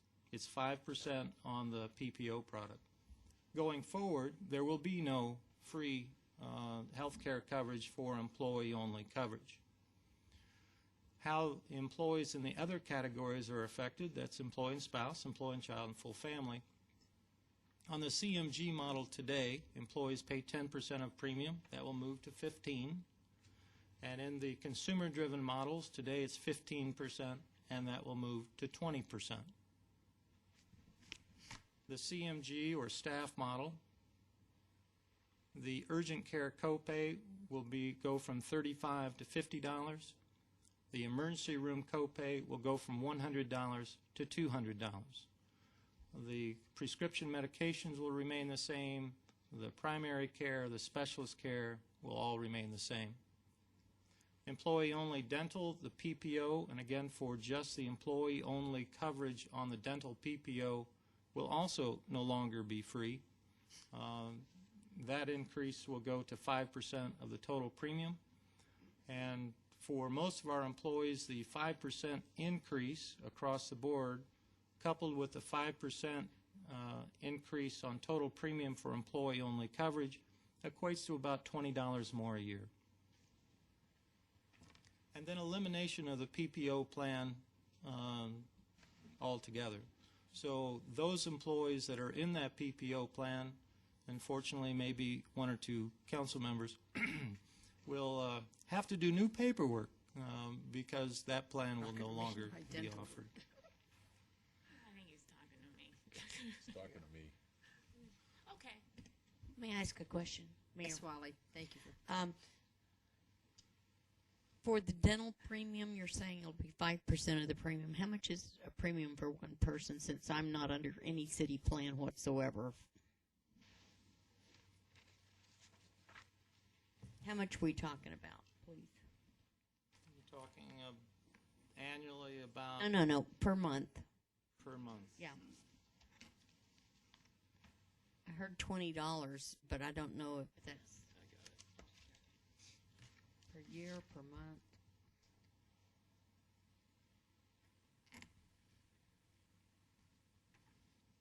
It's about $2 a month.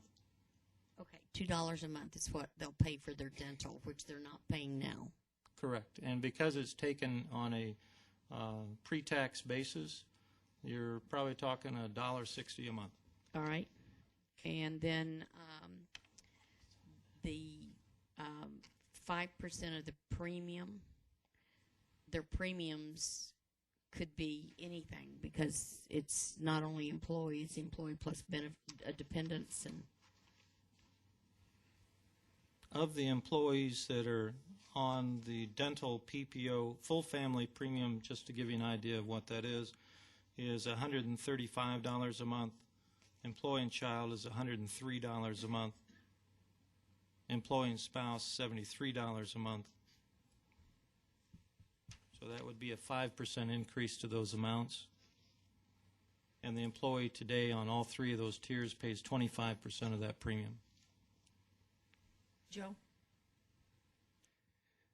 I think probably the next slide is where I'll have so many questions, but I guess it's kind of hard to compare, or maybe let me ask it a different way. How many of our benchmarks have gone to this high deductible? Because I guess when I see what the additional premiums are going to cost, I guess it's kind of hard to, if the standard still is out there on the copays, and then we're having more and more people go to these high deductibles, besides the premium they pay monthly do you have any idea? I mean, is there comparisons out there on out-of-pocket? What on average our employees are kicking in versus on average our benchmark? Does that make sense? Because some of them still may have copays, and I'm not talking about the high, the $125,000 claims. I'm talking about the typical copays on doctors and et cetera. And I don't know if it's easy to get that type of analysis, but I know we've changed where more is coming out of pocket as a result of the high deductible. But again, we've had to do that to keep the cost down. I understand that. I mean, do you have any sense of where we are compared to our benchmark cities? I'll have to answer that in a little longer form. We take a look at our benchmark cities and we compare our PPO or CMG product to their most popular product because it's the only products that match up. And what I mean by that is they're the ones with the doctor copays and all of that. So if you're asking, do we look at how do we compare in terms of that structure, absolutely. We look at that every year. If you're looking for a more definitive answer on average, what are employees paying in the way of deductibles and copays, and how does that compare with other benchmark cities, that data is not available. Okay. If you're asking in terms of consumer-driven models, high deductible plans, how many other cities offer that? And the answer is in our benchmark city, there's only one. And they are moving to a pool, I believe, and I don't know if they're going to continue to offer that. The year before last, our consumer-driven model was our most popular plan. Last year, because we did some lowered the cost that employees paid for the CMG model, it made it the more attractive model. More employees went there. But strategically, we see us moving to the consumer-driven models. And the reason for that is that many people believe that if I go use the same doctor and the same anesthesiologist and I go have a procedure done, that it costs the same amount of money. That's not true. If you go to utilize one facility versus another facility, the cost can be 100% difference. So the cost for this procedure at this location may be $2,000, where the cost at this facility may be $4,000. If the employee is paying 100% of that value, it tends to make them better consumers. Another example is the cost of medications. How many Walgreens do you see? Okay, there's a reason for that. And then if you were to go and do your shopping for that exact same medication, and you were to go to Sam's Club or Costco or Walmart, you will find that the price is less. But if all you pay is a $10 copay or a $30 copay, what's the cost of the drug to you? It's $30. It's $10. In a consumer-driven model, no, that drug actually where you paid a $10 copay is really $3.88. What? Well, where's the difference? The difference is in what they call a dispensing fee. So even though the medication costs less than the copay, they still charge the copay. The other way around is I'm not, but someday I'm sure I will be, on a heart medication, maybe tonight. Could be. Where this heart medication may cost $58 is what the cost of that medication is. But I can go somewhere else and buy it more economically. And the same thing goes for doctor visits. I've had employees come to me and say, you know, I went in and I talked to my doctor and I was going to have this medication, but I told him, you know, hey, doc, I'm paying for it myself. All of a sudden, the price was dramatically less. And that's what the consumer-driven models have a tendency to do, just to make us better consumers. Sherry? I just want to be clear. The consumer-driven models are the one with the health savings accounts, correct? That's correct. And those are the ones, there's the tax benefit, if you could explain that on those. Absolutely. The city, in order to incent employees to take consumer-driven models are cheaper in terms of premium. But it's not about saving money in the short term. It's all about how do we control the cost of health care long term. So in order to do that, moving towards a consumer model just makes sense. So we've taken 100% of the savings and given it back to the employee in the form of an HSA. So although they may have a $1,200 deductible with 10% coinsurance, the city gives them a HSA card that looks a lot like this card, only with no airplane on it, and preloads it with $300. Now, certainly that doesn't pay their deductible. It's just paying the savings that the city had, and again, giving them an incentive to go to that consumer-driven. Bill? I've got two questions, and I don't mean to sound pessimistic. However, I must drive this road. Doesn't that consumer model also tend to perhaps push people to other countries to get their medication?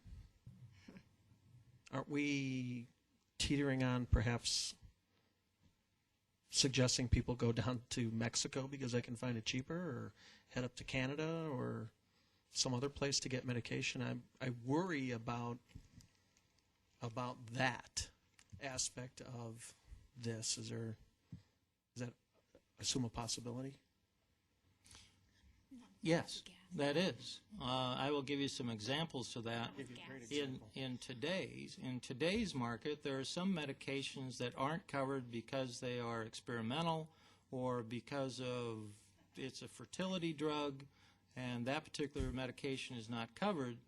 And that does happen where employees go to Mexico to purchase medicine or will mail order it.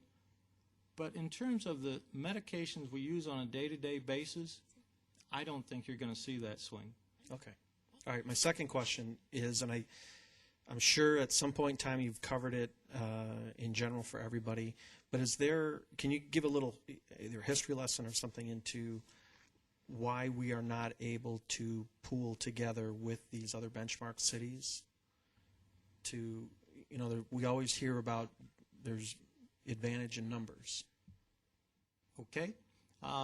Absolutely. Although I can imagine with 110%, that's probably a disadvantage. We absolutely could pool. There's a lot of reasons why we don't want to do that. Some of the pools that we've looked at, their plan design that's offered in the pool does not make sense for us.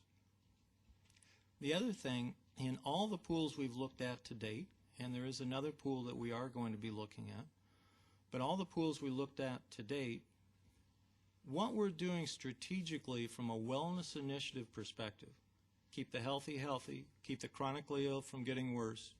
Early detection is the name of the game. I personally found out just a few weeks back that I am one of those early detection people. When we can catch that early and treat it economically, we are money ahead. In the pool, there is no one doing what we're doing to the level we're doing it at. The health and wellness clinic, its sole purpose was early detection. Employees think it's a great benefit. They can go there when they've got a cold, and that's awesome, but that's not the purpose of the clinic. So other entities we would pool with, and the most recent pool that was established or is being established, I spoke directly with that individual before he had put that together, and I've spoken to him as they were putting it together, and he told me, Dean, with the level of sophistication that you have inside of your wellness program, this is something that you maybe want to wait for a couple of years.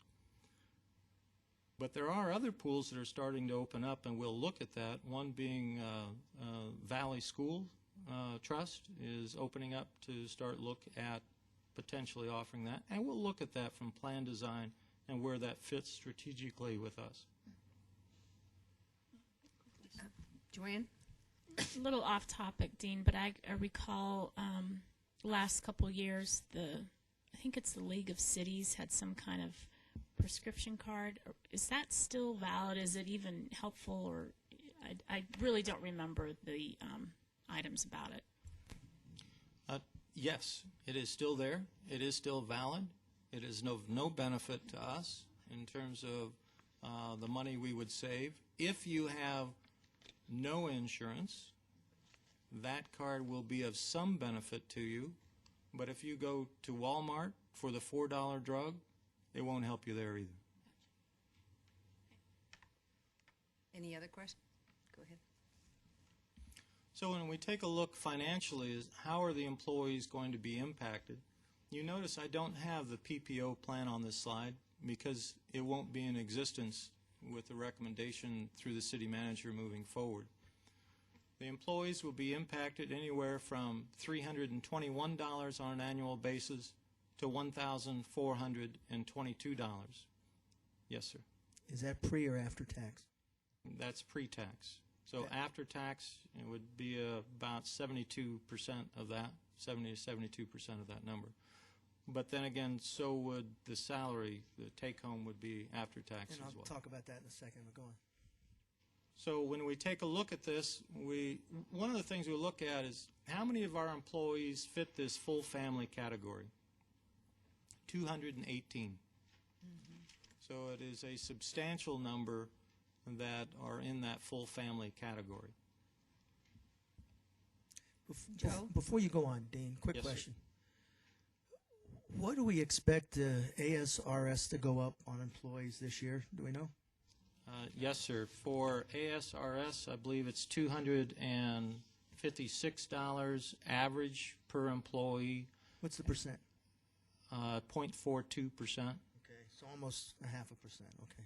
And then PSRS, however, is going up 0.90%, and that average would be $548.65. Now, what's that one? The police?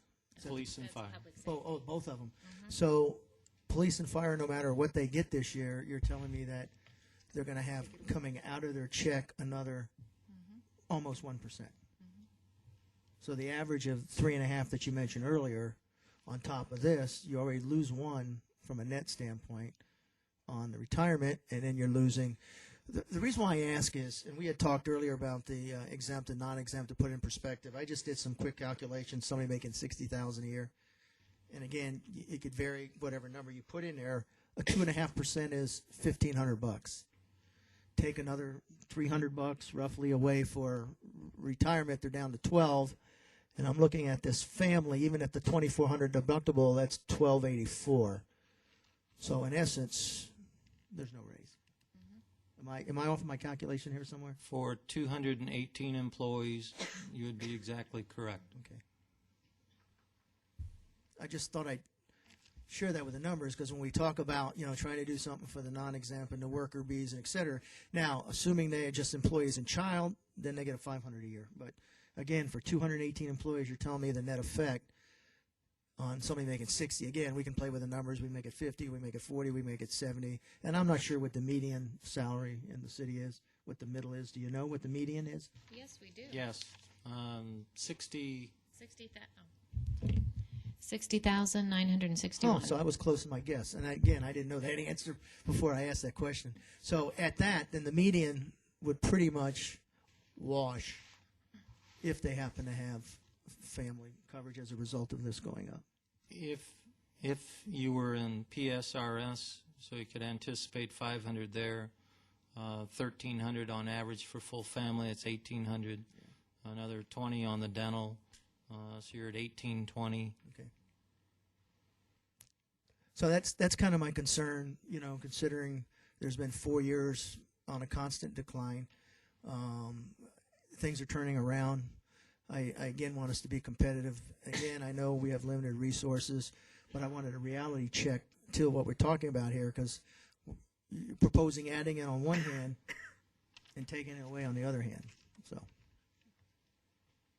and I understand that's part of business, but I was going to say keep choices. You Yeah. have a suggestion, a choice? Well, my choice was I wanted to look a little more at the the worker bees. Because they're the ones in the 60, the median salary range, 50, 60, to see if there's something we can do to adjust that from that perspective. Or the other option is, and again, and I just throw this out to council, to see if on something upper end, if they would entertain, reducing it on the expense side. The expense side or the revenue side, it's one or halfway dozen the other. So, and I'm not sure what my fellow council members here would view that. Sherry? I have a couple questions. If 60,000 approximately is our medium salary, right? And that's the average. Okay, so that's the average. What would the average for the Metro Phoenix, not just government, the Metro Phoenix area be? What is the average for just the citizens in this community? I'd have to go out and look at our. We just did that citizen survey, and I know there's something out there. And I Well, not just Goodyear, just the whole Phoenix metro area in general. have to go and check.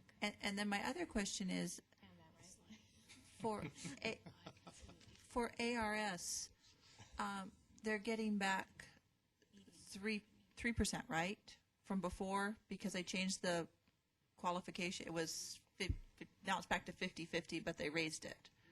I believe that was The actually 0.3. It was the Because it was supposed to be 53 50-50. It was 53-47. They said that wasn't constitutional, so it goes back.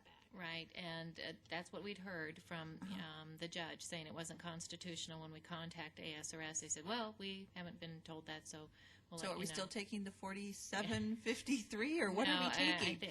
we're right now, through this year, we're still having to do the 53-47. And that's the part we're going to have to pay back. Yes, that's our understanding from what the judge had to say. We're prepared, yes. Okay, so Larry's got that covered. I guess my concern is more, I agree with Joe, but when we talk about taking away for the retirement, I'd like to do maybe more for the employees on the health insurance if possible. I agree with Joe on that. But the retirement, I don't see really as a taking away, because you either will get paid out. If you don't vest through Arizona State Retirement, you do get your money back plus interest. Or if you vested, it is a very good retirement, so it is saving for your future. So I do look at that a little different, that you're being lumped with that one, because it is a benefit that it is really a kind of a forced savings, but it is a savings. But I would like to see something, if we could do something on the insurance a little bit more. The only point I was trying to make, and I agree with you there, Councilmember Loretano. My only concern is I was just looking at net. We've had no paper performance for 4 years. We're trying to do something this year, and at the same token, we're seeing this wasn't this kind of a spike in health insurance last year. So again, I'm just trying to put it in perspective from a net standpoint, and I realize it's all the cost of doing business. But in the same token, I'm just trying to lay it out. We see this side. I'm trying to put it all in perspective, the proposal versus this, and the net effect for your average employer. So is it zero. going up $1,191 a year? Is that what it's going up? Yes. Additional to what we're paying this year? Like if you're in CMG family, for example, you're paying an extra $1,191 this year that you weren't paying last year? That is correct. Okay. That's what I'm... Mayor. Yes, Molly. Dean, I'm assuming that this increase, of course, is just through 13, but there should be yet another higher increase coming right behind it. Boy, I hope not. Oh, I bet there is. I would like to think that. I bet there is, because every year it keeps going up. I don't see how this can't be the ceiling. Well, I'll share this with you. When we got into July, August, September, our loss ratios were all under 80% on a given month. We had 2 months in the first 4 that were in the 60s. We were pretty excited. Yeehaw, away we go, we can wave the flag. And then all of a sudden, catastrophic claims started to hit, which was out of the ordinary. So I'm not convinced that there will be a major increase next year, but it all depends on utilization, early detection, and goes back to the same thing I've said 100 times, and that's keep the healthy healthy and keep the chronically ill from getting worse. And we're doing a very good job at doing exactly that. Any other questions? Go ahead. So with the Cigna renewal, the total increase 930,000, healthcare 38,000, and how that breaks down in employees will be paying $417,000 of that increase, with the city at $552,000. One of the things we looked at is who has the lowest copays, who has the best plan design. I'm sorry, I just want to make sure, because when we're talking about the amounts, I have the amounts right. When the employees pay $417 and the city pays $552, is that of that 1191, or is that just the employees' part, and then the city's paying another 1,100 and something in addition for each of those plans? Does that make Actually, the 1.1 million was negotiated down. sense? Oh, no, I mean just on the chart. I'm trying to break it down per family. It gives me more of a, So it's Yeah. 22. So well, it's- more than that. so it'd be like 1191, so it's like 2,000 something per an employee total. The city is paying, on a family plan, the city is going to pay $1,500 more to cover that family, and the family is going to pay $1,200 more. That's what I mean. So the total's like $2,700 Right. per family. premium. Yes. Per family. Okay. Oh, yeah, it's killer. Joe? And that's because you're shifting, because before it was what, 20% premium? Typically, it's about 80-20, right? That's what it had been in the past, about 80-20? The CMG model last year was 0-10. 0-10? Okay. 0-10. So now the increase is almost 50-50. I calculate 46% to 54%. So there's a significant shift. Everybody Yes. has to pay. Significant shift. Well, Joanne? I have to agree with what they're proposing. Want me to? So when we take a look at who has the lowest copays, who offers the best plan design in terms of doctor copay, emergency room, the drugs, the generic formulary brand, outpatient, this is who we see as having the best plan design.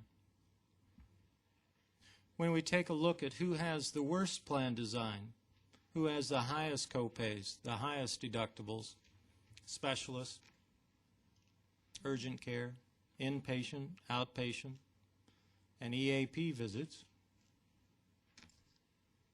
There's one name that's not there, and that would be Goodyear. But where is Goodyear the best in terms of what we offer our employees? First, certainly the wellness clinic. There is not another municipal government in the state of Arizona that I'm aware of that has a comprehensive health and wellness clinic that's offered direct to their employees. Secondly, our wellness programs, again, targeted very specifically to early detection. We have the Mom Van, the Pop Van, a weight loss challenge program. We have full blood draw early detection testing. We're looking at adding detection testing from Cigna. In addition to that, we started a new Healthier You program. In order to get into that program, you have to have a body mass index of 30 or higher. Again, we're taking our dollars and focusing them very intently on where we think our claims are going to come from. Joanne? Quick question. You had, I guess, kind of put a price tag on the wellness clinic of $220,000 a year. What would you say if you were to say there was a rate of return on it?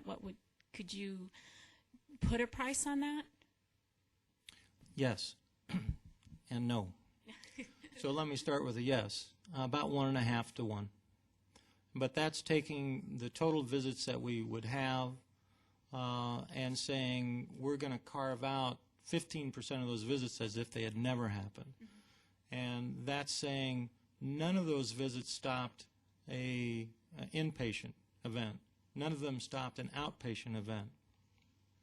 We take our numbers and they are extremely conservative on what those savings are. It is more realistic to anticipate that in real dollars we're getting 3 to 1, 3.5 to 1 back on our investment.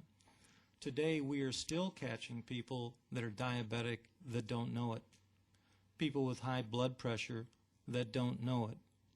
And that's where the major dollars start to come from, is where these folks have an event that is so far down the history of their health that the cost is astronomical to bring them back.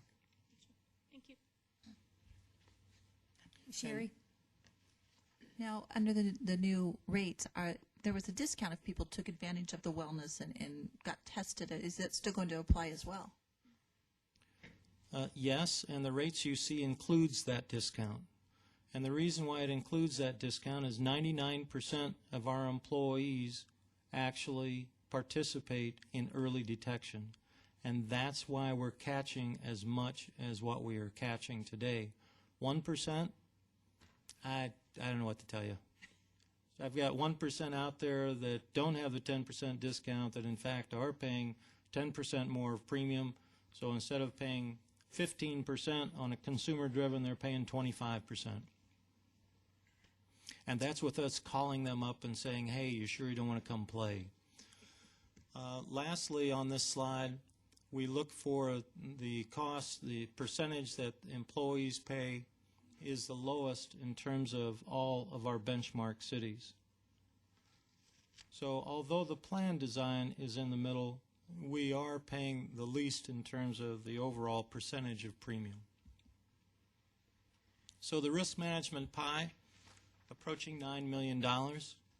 I don't anticipate that pie to shrink a whole lot next year, but what I do anticipate is its rate of growth will be slowed specifically by the risk management programs that we've put in place to do exactly that. And with the future of healthcare, there is a strategic plan. I do in fact see the potential for increasing the percentages employees pay specifically into the traditional plans, that being the CMG or PPO type models. I see us moving more towards the consumer-driven models, as I spoke about earlier this evening.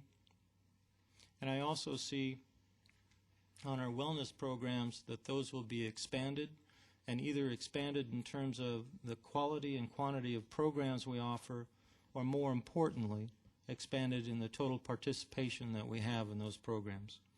And with that, I'll open up to any questions you may have. Joe?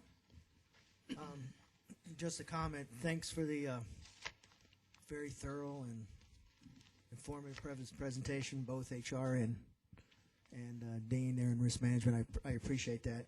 The only comments is a couple things. Again, I think there's a real problem on compression. I agree it has to be addressed. My concern is, though, that we come up with an overall policy how to address it, because it's going to come up year after year. We might as well get ahead of the curve instead of behind the curve, because the more we wait, the more it's going to cost us. So I think that's important. Out of all the options you gave, the second one I like. Like I say, with the qualifier on the compression, we got to figure out how to address that. Once we get past the actual policy, then I probably would have no issue with that. I would like to, and again, since it's been a recommendation from the insurance committee, which I was a part of when I was an employee, I'm sure it's very hard choices they made on there, so I'm not going to go against the insurance committee. But as I see those numbers, and as I mentioned, the average income, and again, I didn't know it was, I just threw 60 out as a number.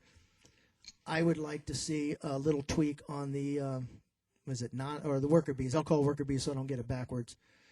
Instead of 2.5, probably be more interested in 3. I know it's not huge. Some of the others wanted more, but I'd like to see a little more slide on that end of the scale to help them out. Because, again, we always talk about, and I'm sure what you'll hear out there is, well, we're looking at, trying to do something for the first time in 5 years for our employees. But the reality is, for the average of it, if it's 2.5, the net effect is they're not going to walk away with anything. And I realize that's the sign of the times, it's the cost.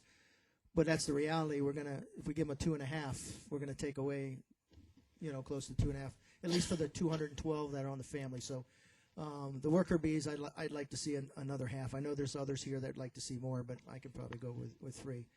But excellent presentation, and thank you. Other comments? Thank you very much. They were both great presentations. We really appreciate it. City Manager? Yes, I was just going to do a recap when you're All at right. that point, Thank just you to very make sure much. that we have direction. Appreciate If that. I could take a moment and do that, thank you. And I do want to just say appreciate council's questions and input. This was very, very useful for staff to listen to this. It helps us prepare the budget to bring back before you.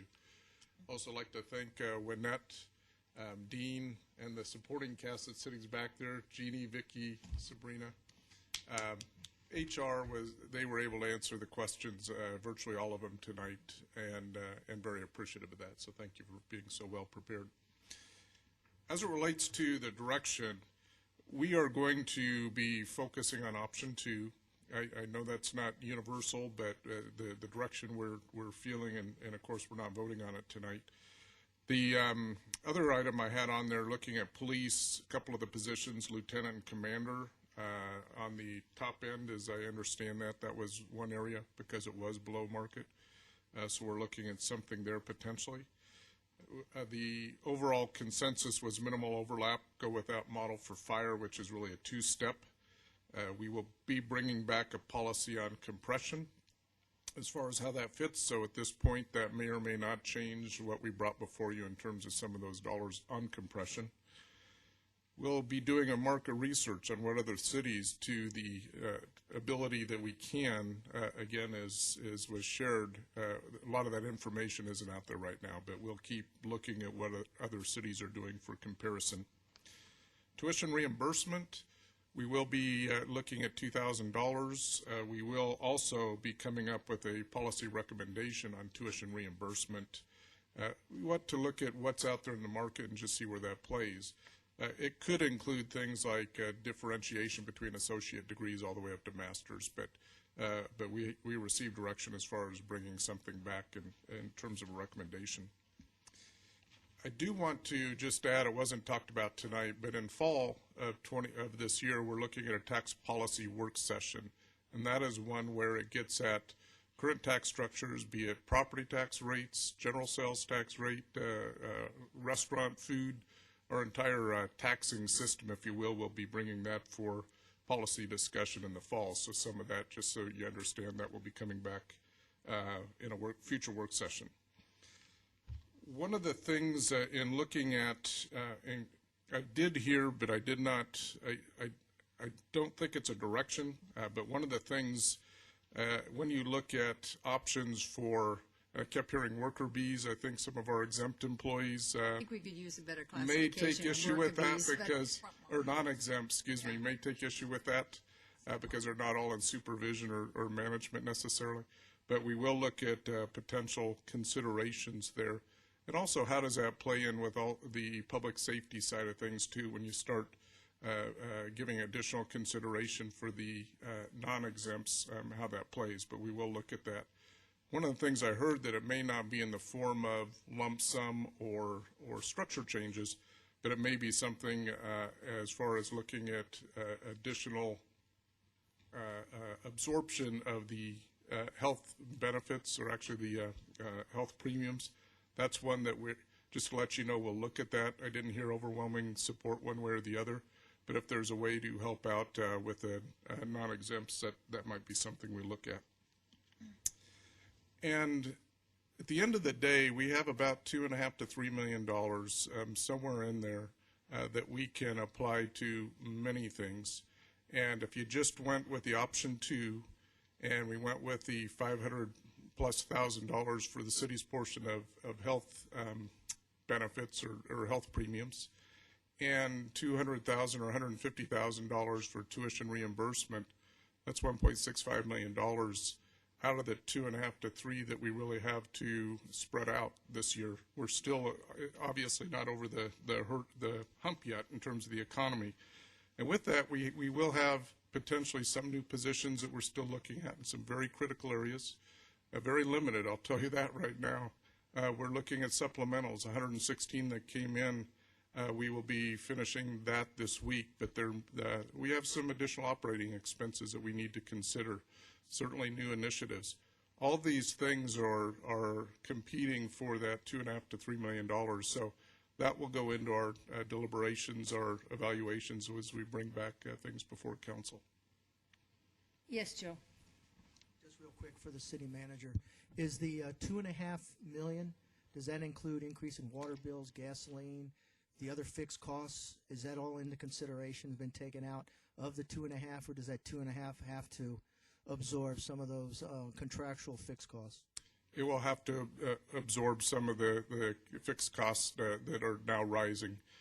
So yes, some of those are built in, but most of them would be having an additional impact on the budget. So there's not a whole lot you have. There is not.